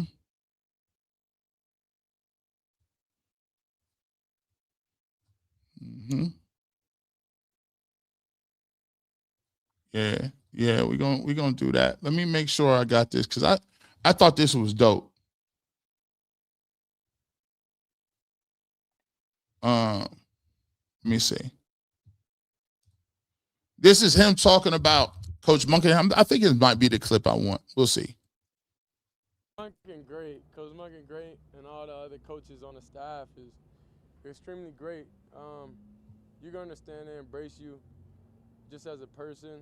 Then they push you each and every day, in the meeting room and on the field, in the weight room. Like, it's a new vibe, it's a new energy. The only thing we missing is y'all. We need y'all to have a new vibe, new energy. I know y'all want us to win. Let me find out Shedeur Sanders been listening to this new Cleveland stuff. Let me find out listen, it seemed like the young OG is rolling with the new Cleveland. It seems like he understands what the assignment is. Bring it back. Let me take this down. I want to get you the full picture because this is what I like to see. Watch how remember what I said earlier. You thought that they was coming to interview y'all, but you were actually getting interviewed. I love what he said. Yo, it's new energy around here. Only thing we missing is y'all. Only thing we missing is some support. Some people that's going to give us a shot. Come on now. Coach Monken great. Coach Monken great, and all the other coaches on the staff is extremely great. You're going to understand and embrace you just as a person, then they push you each and every day, you know, in the meeting room and on the field, in the weight room. Like, it's a new vibe, it's a new energy. The only thing we missing is y'all. We need y'all to have a new vibe, new energy. I know y'all want us to win, so we need some winning energy here. You know what I'm saying? We can't have too much negativity going on. And, you know, you want our players to be the best version of ourselves for y'all, you know. So I think it's a community thing. I think we all, like as a group, have to, because everybody's going to have kids. Everybody has that. You don't want your kids to be the side effects of, you know what I'm saying, what you done did in life, the negativity and all this different type of stuff. You don't want that. So let's approach even this, you know, like with a better attitude, like even coming from y'all also. Huh? Boy, listen, sorry. I know it was a little low. But I got this from the internet, so I think it was recorded low, so I had it up as high as possible. But come on now. You see what he said?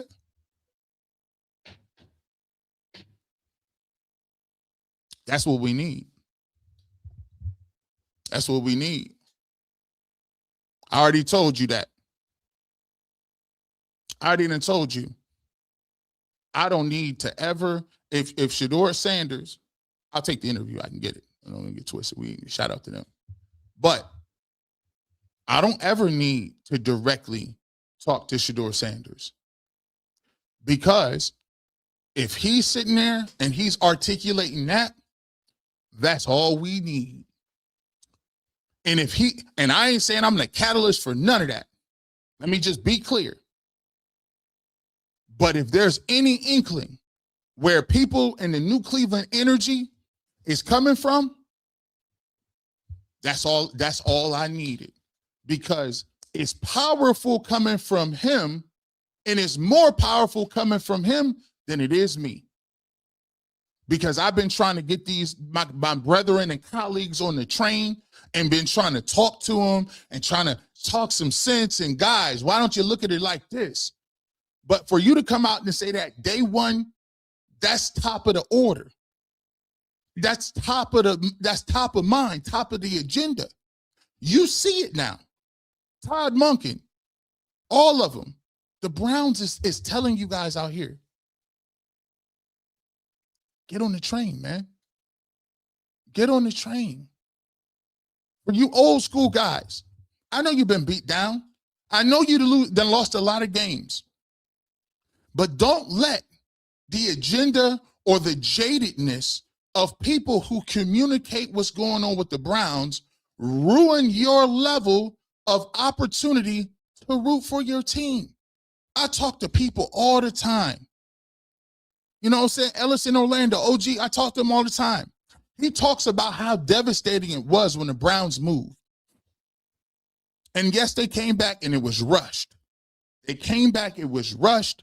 They didn't have some of the same things that other expansion teams got. But guess what, guys? Your team is here. You got a new coach that got some energy. You got a young quarterback that wanna be here and do it. You got guys like Myles Garrett, and you got a good, solid defense. You got 2 first-round picks. Bro, people acting like this cupboard is dry. You got a young core nucleus and 2 first-round picks to fix whatever holes that you got in the first round. I ask myself, what's the problem? Why you so mad? What you angry for? The problem is, I know change is difficult, and I know sometimes how life is. Sometimes if you can't identify with certain things, makes it hard to buy in. But if you are a Browns fan, like most of you say, if you are a Browns fan, why would you have a problem? Because people may be excited about the potential of having a quarterback or having a quarterback competition, having a coach like Todd Monken, who's been a lifetime assistant, who's won and had pedigree, who's coached Lamar Jackson in MVP season, who won 2 national championships as a play caller, a lifelong coach, and a general manager who, by all intents and purposes, had one of the best drafts in years. And you're not excited? I don't get it. I don't understand it. Don't get it. Well, listen, I will say this one thing though. I can't speak for everybody else, but if you want to watch and have a great time watching the Browns this year, come on through to the Barbershop. I can't change people's content. I can't change people's mindset. I can't change and make people say what I see. I can't even sell you on what I see. Sometimes you see certain things that other people ain't gonna see. So that's fine. There's all kind of different content. But if you want to be a person that wants to go on a ride where you can enjoy the Browns, to watch a team, to get good analysis, to get good insight, to be entertained, to talk about it, hopefully this is a place you can come to, because that's all I'm interested in. Growing the base, having a good time watching these games, and getting an opportunity to cover a team that I grew up watching. Todd Monken said, if you can't get excited about doing, people, I got to do another blog. If you can't get excited about doing another blog and you do this for a living, I don't know what you in it for. I don't know. There's people that's busting their tail right now on the third shift somewhere. It's somebody right now that's going to watch a podcast and they 20-minute break, working on an assembly line in a factory or waiting tables or working in the kitchen. That is work. This ain't no work. So for me, we just going to continue to keep giving you that good content, but I appreciate everybody pulling up. Let's get to the super chats. Wow, we got a lot of people. 2,250 people in here on a Tuesday at 7:30. We appreciate every single one of y'all, man.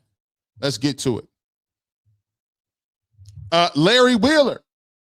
Shout out to Larry Wheels. I watch him all the time. So he's a strong dude. He's super strong. Caught another live, hashtag New Cleveland, man. Hopefully you guys as well. Hopefully if you have not been getting notifications, sometimes when you click the notification, there's because I post so many videos, sometimes it might be a notification that you didn't get because they'll link 2 of them together. If you still don't get it, sometimes it works if you basically go to the notification bell, click it, unclick all, and then click all again. And sometimes that'll work. So, Larry, we appreciate you so much for the super chat. Thank you so much. Tommy Guns, thank you so much for being a member for 2 months. Two ready to light it up, whichever receiver we pick at 2, sending him a ticket to Texas for throwing sections. Facts. That to me, that's why I'm more interested in a receiver. I can find me somebody that they've done a good enough job in the offseason that I think that they've minimized or mitigated some of those, difficult pairings up front with the offensive line. I think that they really addressed that position well. Now, they do need some help.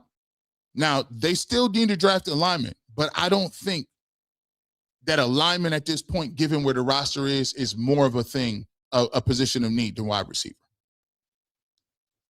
T Storm says, Miles can show up the first football Sunday in the mid-third quarter and still get 4 sacks. I know that. Why don't Cleveland media know that? It's again, some of those tropes, because I think sometimes when you get in this game, I think there are certain topics that you cover that you think the fan base wants to hear, or you think that the fan base, or you should say that, And I think going to training camp is one of these old tropes that guys are supposed to show up at training camp no matter what. And if they don't, they're not team players. And it's getting better now. But the reality is most people that are fans could care less about that. They don't care. Myles Garrett just broke the sack record, and he didn't show up to nothing last year. I played defensive end. There isn't very many calls you need to learn. It's 3rd and 6. Give them your best pass rush move and get home and get a sack. That's it. And you know what I also think that's important is the natural leader is the quarterback. Quarterbacks always show up. Whether it's OTAs, they're the de facto face of the organization. So there's some things that quarterbacks are forced to do because it's just part of it. The quarterback has to be there because he's the person that initially sets the tone. So generally speaking, there's a lot of fans that really don't care that Myles Garrett is not there.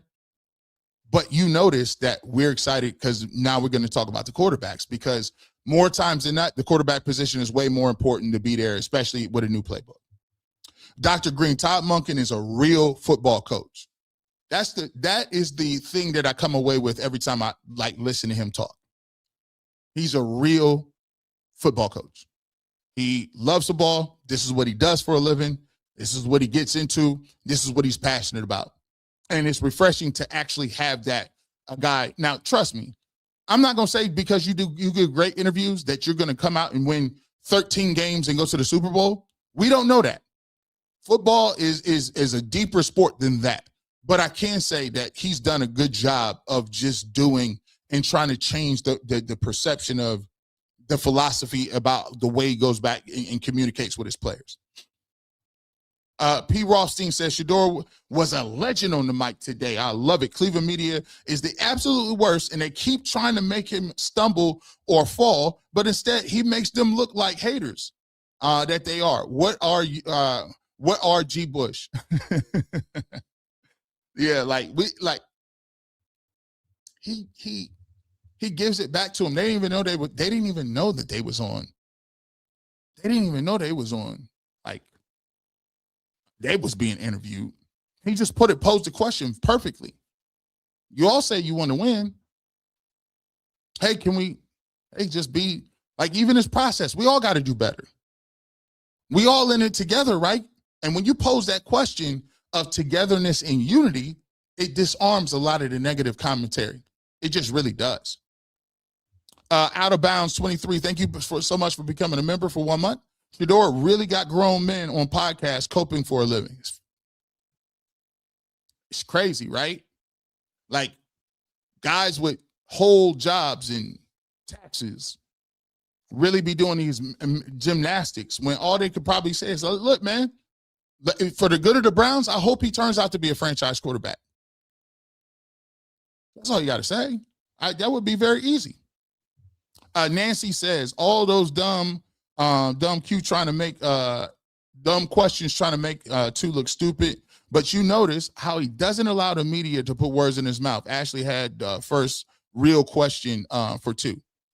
Yeah, because I think somebody asked my question, would you say it's an assessment, or would you agree with the assessment that Jimmy Haslam said that you needed to learn some of the things, how to be a pro and things like that?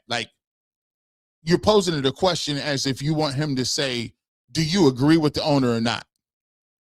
So if you say, yeah, I agree with it, I agreed that I needed to learn a lot of stuff, then it denotes that you weren't doing those things last year. So we can say, see, he even admitted that he wasn't doing those things. But if he doesn't agree, then is it really a good look if Shedeur Sanders is trying to contradict what the owner said? Yeah, come on. Tommy Gunn says, Two said it gets dangerous, believe it. Browns is going to look like that team now and later. I think that it's going to be dangerous because you got a coach that, I'm telling you, just look at what they did as far as even something simple as put helmets on the camera or camera on helmets. We talked about it over here, innovation. We talked about what his playbook would look like. We've talked about all those things over here. And day one of OTAs, he gave you innovation. Day one. Now, I'm just waiting to see. Now, which one of y'all is going to say, well, I mean, I guess, you know, I think it's cool with the cameras. But if you're going to tell me that having cameras on their helmets is going to make this Browns quarterback room even better or play better than they did last year, I mean, come on, guys. I mean, that doesn't have anything to do with it. You know it's coming, right? You know it's coming. JB Smoove, today was great. Just got to get all of the guys on the same page and energy. Can't have guys half-stepping and loafing on routes. Win culture is built right now, not later. Super facts. And we need, I love it. Like, we just setting the tone. We setting the tone early. Dr. Green says Shedeur is looking real confident out there throwing the rock. It get dangerous. Ty got him out there looking sharp, and the defense hasn't lost a step. By the way, I'm trying to forget. Do I have that? Do I have that? I had the one. Oh, I did have that. That was that one. But that was the Malachi Corley one. But there's one. Let me see. See if I can find it. There's one where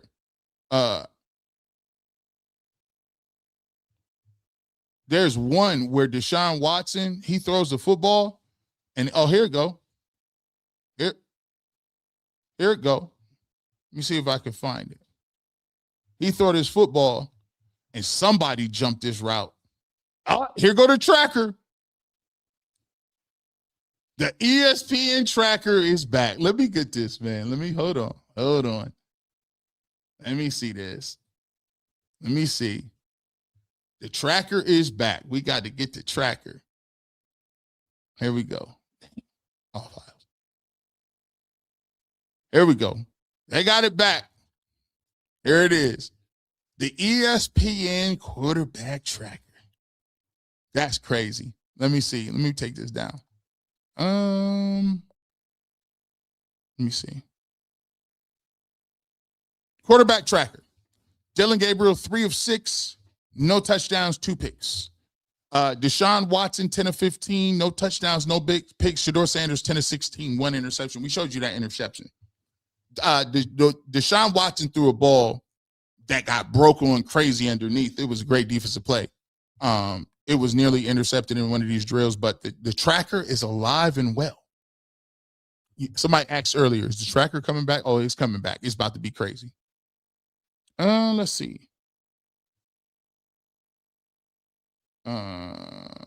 Yeah, that's the one we left off on. Nancy says the media needs to get over Miles. Every one of the players know that this team is Miles, and they all follow him. That is leadership.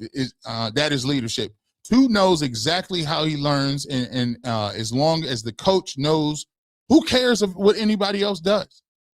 The thought process is that you need another player to disseminate and to give you marching orders on being a leader.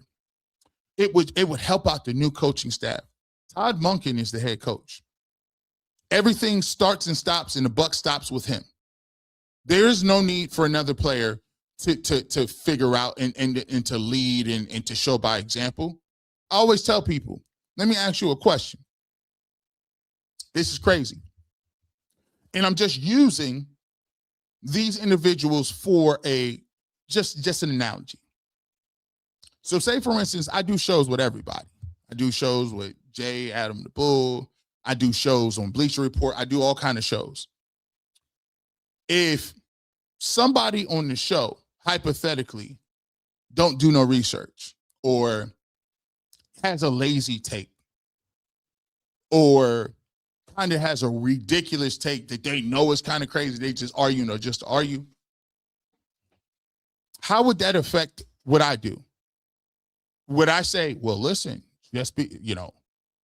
my colleague had a lazy take on the show, or my colleague said something that was ridiculous. So what I'm going to do is I'm going to have a lazy take on the barbershop, or I'm going to come up tomorrow and not do no research. No, what? I am self-motivated. There is nothing another man is going to do that's going to put me in a position where I'm not going to put my best foot forward in a job and the craft that I am. So in the locker room, if you need somebody to lead by example so that you will actually work hard to the hardest and to the most, highest level of degree that you can in a league that's super competitive, that you're getting paid millions, that you can get cut any day, I don't know if you're cut out to play in the league. If somebody on the Browns defense, Carson Schlesinger don't need Myles Garrett to play hard. Denzel Ward is going to go lock up somebody in man-to-man coverage, regardless if Myles Garrett is there or not. Like, I don't understand that thought process that you need somebody to prop up Todd Monken as it's going to be a mutiny. No, he's the new head coach. You might want to get your life together and come and play hard. K Breeze says, well, I appreciate you. You ain't saying nothing, but I appreciate your super chat, my guy. Nancy says the narrative of everyone but two is still alive and well. I'm gonna tell you what, that's gonna get lower and lower as we continue. Neil Gray says the new age of the Cleveland Browns winning seasons has begun. Win with us or lose against us. Todd Monken is breathing more life into Shedeur and all the Browns players. He is. It's a new day. Listen, we looking for a few good men and women who want to get on the train. Who want to play ball. The pub says, coming from my hotel room in Jacksonville Beach, Florida, first vacation in 10 years. Salute to you, man. I appreciate it. Listen, salute. Take care of yourself. Enjoy life. Make sure you're going out there and enjoying it. Don't work yourself into a grave. Still here, let's be real. Traditional media can't compete with Shedeur or New Cleveland. Wrist up, Rolex ready. This is a little Apple Watch that I'm trying to get my steps in. But you already know the sentiment. Enjoy that vacation down there, my guy. Watson looked good. Competition makes me giddy. He looked good today. I ain't gonna lie, bro. Especially moving around. The mobility part was like, for him not being out back 2 years, I'm looking for a noticeable hobble or a hitch in his gait. I didn't see any of that. Osadero says, I have 2 draft party tickets. G. Bush, give them away. Where's it? I don't know where I don't know how we would do that. I don't know. I don't know if we can give away draft party tickets. But I might just tell you, if you want to let me know where it's at. And I throw it out there for some people. Alfonso says, with the 6th pick in the 2026 NFL draft, the Browns select Carnell Tate. If that happens, Alfonso, I wouldn't be mad at all. I will be ready to go. Matter of fact, if you want to see my real reaction, make sure you set your calendar. Coming up, WKYC app from 7:30 to 11. You can watch me, Adam the Bull, and Jason Lloyd. And right after that, we're going to get in the car. We're going to get on the first thing smoking. We're going to be right back here, 11:30, 11:45, to do the Barbershop recap. So you want my thoughts on the first 2 picks at 6 and 24. Make sure you check us out. We will be right back with you 11:30, 11:45-ish, give or take. Sassy Southern Creations, ATL says the press conference had everything, including a mic drop. He sure did. I loved it. I love the energy. Football season, it feel like it's back. Larry Shields says, G. Bush, take a look at the whiteboard behind Andrew Berry in his latest Cleveland Browns interview. Sanders' name was at the top under the quarterback section. These dudes got y'all cats be under. They don't miss nothing, do they, Rosie? They don't miss nothing. Pub says, play like your pantaloons are on fire, your backside and your backside's catching fire too. I'm either 42 or 43, lost track, and I can do it. Get your knickers up, young fella. I'll tell you what, it's so funny. That happens to me sometime too.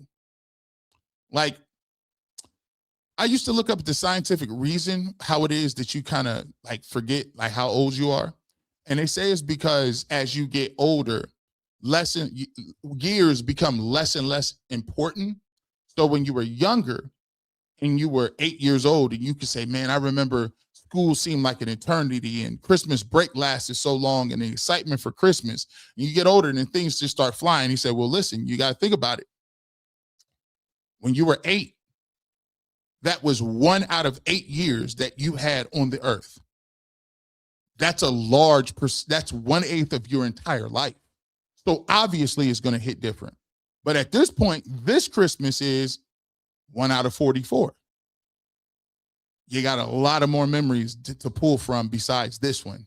And I thought that was kind of funny. Insightful as well. Let's not fool ourselves. This draft is all about Shedeur Sanders.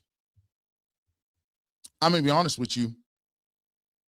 To give the quarterback the best opportunity to show whether he's a franchise quarterback or not, that's the way it should be. You should be going in there to give people the best opportunity to show what they can do. It's almost like being like when you get to a test, shouldn't you have some good rest, a nice number 2 pencil? By the way, when people used to talk about number 2 pencils, did anybody ever write with a number 1 or number 3 pencil? Like, I don't know if they make any other numbers besides number 2 pencils. And by the way, there's probably people that's listening who are saying, what's a number 2 pencil? And why would you need a pencil to write anything anyway? It's kind of crazy. Think about it. When is the last time you held a pencil in your hand? Years. A regular pencil? Come on. I love Black People app. Thanks for curating the best thoughts, spirits, and energy in sports media and sharing with the world. See you in Paris at all the good food spots. Hashtag Go Browns, man. Thank you so much. I appreciate you. Thank you guys for being a part of it. Because, there are times where we wouldn't be covering no OTAs. I've been covering the Browns since 2009.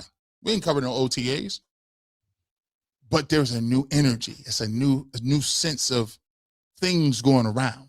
Alfonso says, give me Tate at 6, Proctor at 24, Concepcion at 39. You know what? Throw in Elijah Surratt at 70. Walk away Friday with 3 ballers at receiver. I ain't mad at all. As a matter of fact, if they do that,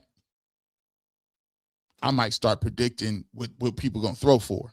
I don't want to do that. But you give me Tate, a tackle, Concepcion, and Surratt. Sheesh. Miss Bell said, oh my goodness. I love our nephew. So proud of him. I knew Miss Bell. I knew you was front row and center, Miss Bell. You ain't missing that. By the way, I knew it was different because when I was watching the Browns press conference, it had like 1,400 people in there. And Browns press conference is not doing 1,400. Ewill6250. We appreciate the super chat. Thank you so much. Steph Michael Smith. Thank you so much for becoming a YouTube member. Welcome to the family. We appreciate you. Will says, hello, everyone. We appreciate you being a member for 3 months as well. KT Productions 112 says, I'm glad Shedeur checked the media. Yeah, he did it real nice too. He threw a little humor there. Come on, man. Y'all got to tighten up. Y'all say y'all want us to win, right? Only here for Lamar. 12 will always give you a chance. That pass looked just like Baltimore game with 84. He didn't fight for the ball, and the Browns lost the game. You got to have that mentality. And sometimes I'm going to tell you, that is either in you or it's not in you.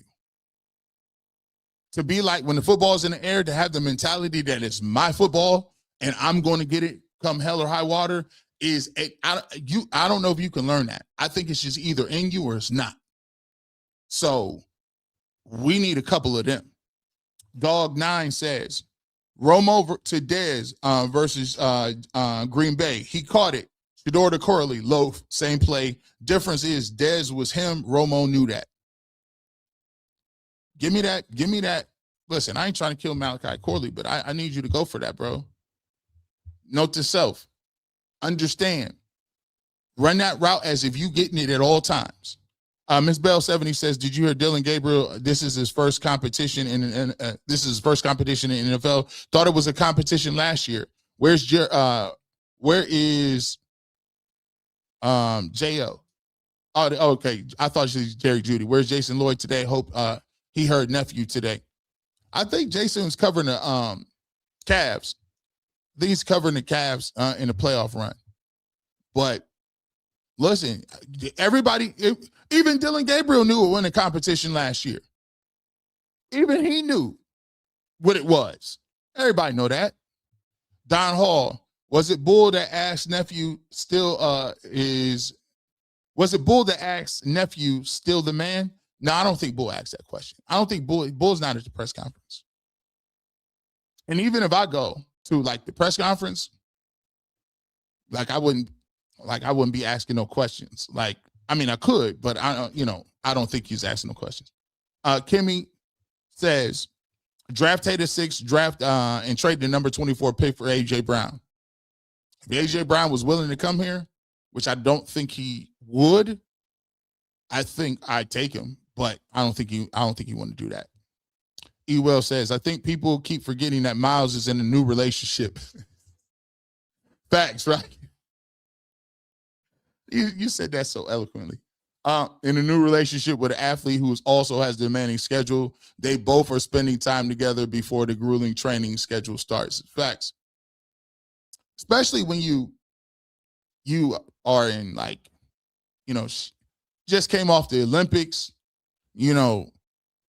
it's kind of tough to do that. So, and plus, to be honest with you, Myles Garrett don't come to training camps, OTAs like that. Myles Garrett, there's a documentary that played a couple of years ago, maybe about a year ago, that showed just what he goes through in terms of his preparation for the season. Like, he is up there with LeBron James in terms of spending millions of dollars in exact science on his body, recovery, training, just functional strength, rehab. He's doing that type of stuff and working out 3 times a day, starting at 6 o'clock with around the clock care, with around the clock chefs. So Myles Garrett is going to be in shape. So I think he'll be okay. Sarita Allen says, hey, G. Bush, thanks for bringing us what went down today before the lying negative media pundits started spouting off a bunch of negatives. Love how Shedeur addressed the media mic drop. Oh, I told you how we gonna do. We got content all week. Like, what I thought, like, to me, a lot of people may know me for receipts, but really what I do preferably is talk football. So I'm glad that there's a football coach that's willing to talk football. There is a legit competition, and there's footage out. So, I mean, y'all can have that if y'all want to, but as far as what we doing over here, you already know what it is. Red Island, hey, he shut down Tony Grossi up and loved every minute of it. Tony couldn't say hi, or he couldn't say, shh, you already know about that. I think Tony been a little more subdued. Tony a little more. I'm telling you, bro, they're looking for a few good journalists right now. They putting feelers out. Hey, who wanna report on that new Cleveland? The pub says, what is a satellite? A star, renewable energy. Is it what makes the universe turn? As Dr. Tyson says, we are all made of star stuff. Shedeur just shines brighter than a random star. It's kind of crazy. Here we are. All the materials, all your heavy elements, iron, carbon, all your platinum, your gold, all that comes from the supernova of an exploding star, which is crazy, right? And you know what stars do to even get all that? What do you have to go through? Immense pressure. It's kind of crazy. Immense pressure. It's kind of wild.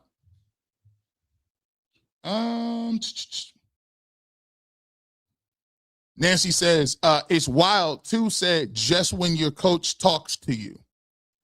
I thought that was kind of, I thought that was interesting. I thought it was kind of sad, but it was kind of like eye-opening that last year he felt pretty much like he was an outsider. That's what I get from that. DK1028, the best response from Shedeur today was, I know how I learn, so maybe it's how you teach. I hope Jason Bull and Stefanski heard that. They might have heard it. Loud and clear. So, hey, you can't, it's hard to ignore. It's hard to ignore, but what's actually more hard to ignore is the play on the field. Ellison Orlando says there are a lot of people that have not experienced what this city goes through with the Browns being irrelevant. The city is screwed if Cleveland, the Browns aren't here. Cleveland to the casket drops. I agree. People don't know, like, it's different. Like, it's different levels when the Browns is good and when they're not. Even when Joe Flacco took them to the playoffs, the city was buzzing. You just got to give the fans something to cheer about. And trust me, if they start off well this year, I think that the energy level is going to be in a different place.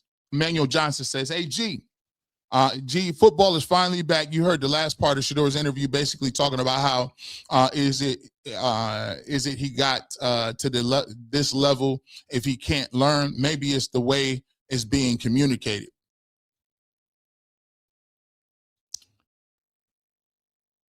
I think that Shedeur Sanders is, you're starting to see why he's saying that, because the day one, when you brought, Todd Monken out here, he has cameras.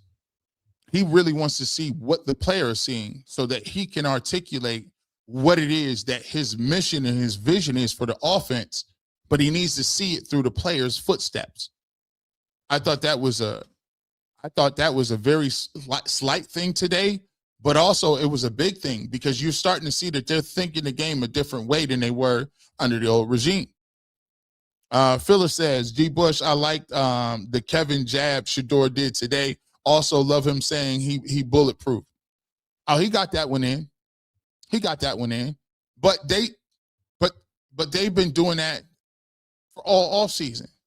Every time they talk about something, they want to talk about how it's absurd that Kevin was setting somebody up. They've been still doing that. So I think that was a nice little dig. He kind of gave them their own medicine. Nish Speaking says, he became a member. Appreciate you so much for becoming a member. Welcome to the family. Dark Nikon says he also became a member. We appreciate you. Thank you so much. Brenda says also, I became a member today. Thank you so much and welcome to the family. We appreciate everybody. For those new people, don't forget, reach out to us, fifthdimensionmedia.com, fifthdimensionmedia1@gmail.com, fifthdimensionmedia1@gmail.com. Let us know your shirt size, your address, your contact information, and where we can send it to you, and for your address, and we'll get those out for the new members today. Ms. Bell says, if you notice, we are good with or without them. Yeah, y'all good. Y'all not good. Y'all ain't tripping. Dark Nikon became a member. We appreciate you. Anthony says, receivers giving up on routes early. I saw it last year. We can't have that. No games. We can't play no games with that. Beautifully Blessed says, Shedeur hit on everything in that interview. The negativity of the media, Jason speaking on his ability to learn, the ability of his new coach to speak life into the players, difference in confidence and arrogance. He had his talking points ready, beautifully blessed, didn't he? And guess what? It was not a coincidence that him and Dylan were the first two people to talk. So now Deshaun Watson will be the next to talk. And I'm interested in seeing how he handles it because they're going to talk. They're going to get to, hey, competition. Do you think you're a franchise quarterback? Do you think you still can do it? Do you have any more allegations pending? What did you learn during your downtime? So that's going to be another interview. But I think the Browns did a good job of breaking them up so that they couldn't snowball this thing and just throw a bunch of stuff at the wall to see what sticks. Ms. Melanator says, Two knows how he learns. He finally has a coach that is willing to teach him that way. Also, I love the way he handled the media today.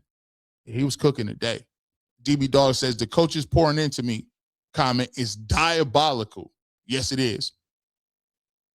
Like, he made it seem like, hey, man, if you just talk to me and say, hey, you know my name, and I was drafted by the Browns. It's funny how those things work. Jinx says, number 2 pencils is the hardness number, pause. Right. That's kind of crazy because I'm like, where's the number 1 pencils? It's kind of crazy. We talk about hard pen. Yeah, see, this is super pause. Man, listen, time flies, man. We was here 2 hours. I enjoyed every second of it. Make sure you pull up tomorrow. We right back. Doe B is in the building. Cleveland's own Doe B. You know him from with Machine Gun Kelly. You know him for dropping fire mixtapes, dropping albums. He's gonna talk a little bit about what he want. Actually, the reason he on the show, he called Ty and said, "Put me on the show. I got to tell the Browns something. They better not pass on Cardinal Tate." So we're gonna get to his thoughts on the draft, and we'll do some draft coverage. We'll get to who it is, and be ready. I'm gonna throw this question out to you right now. What is the name of the person who you would be mad if you heard the Browns take at number 6? We already know who they could take, but is there a person you going to be mad if they do take them? So we'll talk about that. Me, Tyvis, Earl, special guest Doe B is in the building for the Browns recap. Not to recap, but we'll talk about the preview of the NFL draft, and we'll do that with a special Final Cut episode tomorrow, Wednesday at 6 p.m. So you guys be there and be ready to go. With that being said, you never know when G. Bush might show up, radio, television, internet, but you want the fresh cut on sports. You already know how I give it up. You see the Clippers is with me at all times. Have a good rest of your evening. Let's get ready for the draft conversation. And as always, go Browns.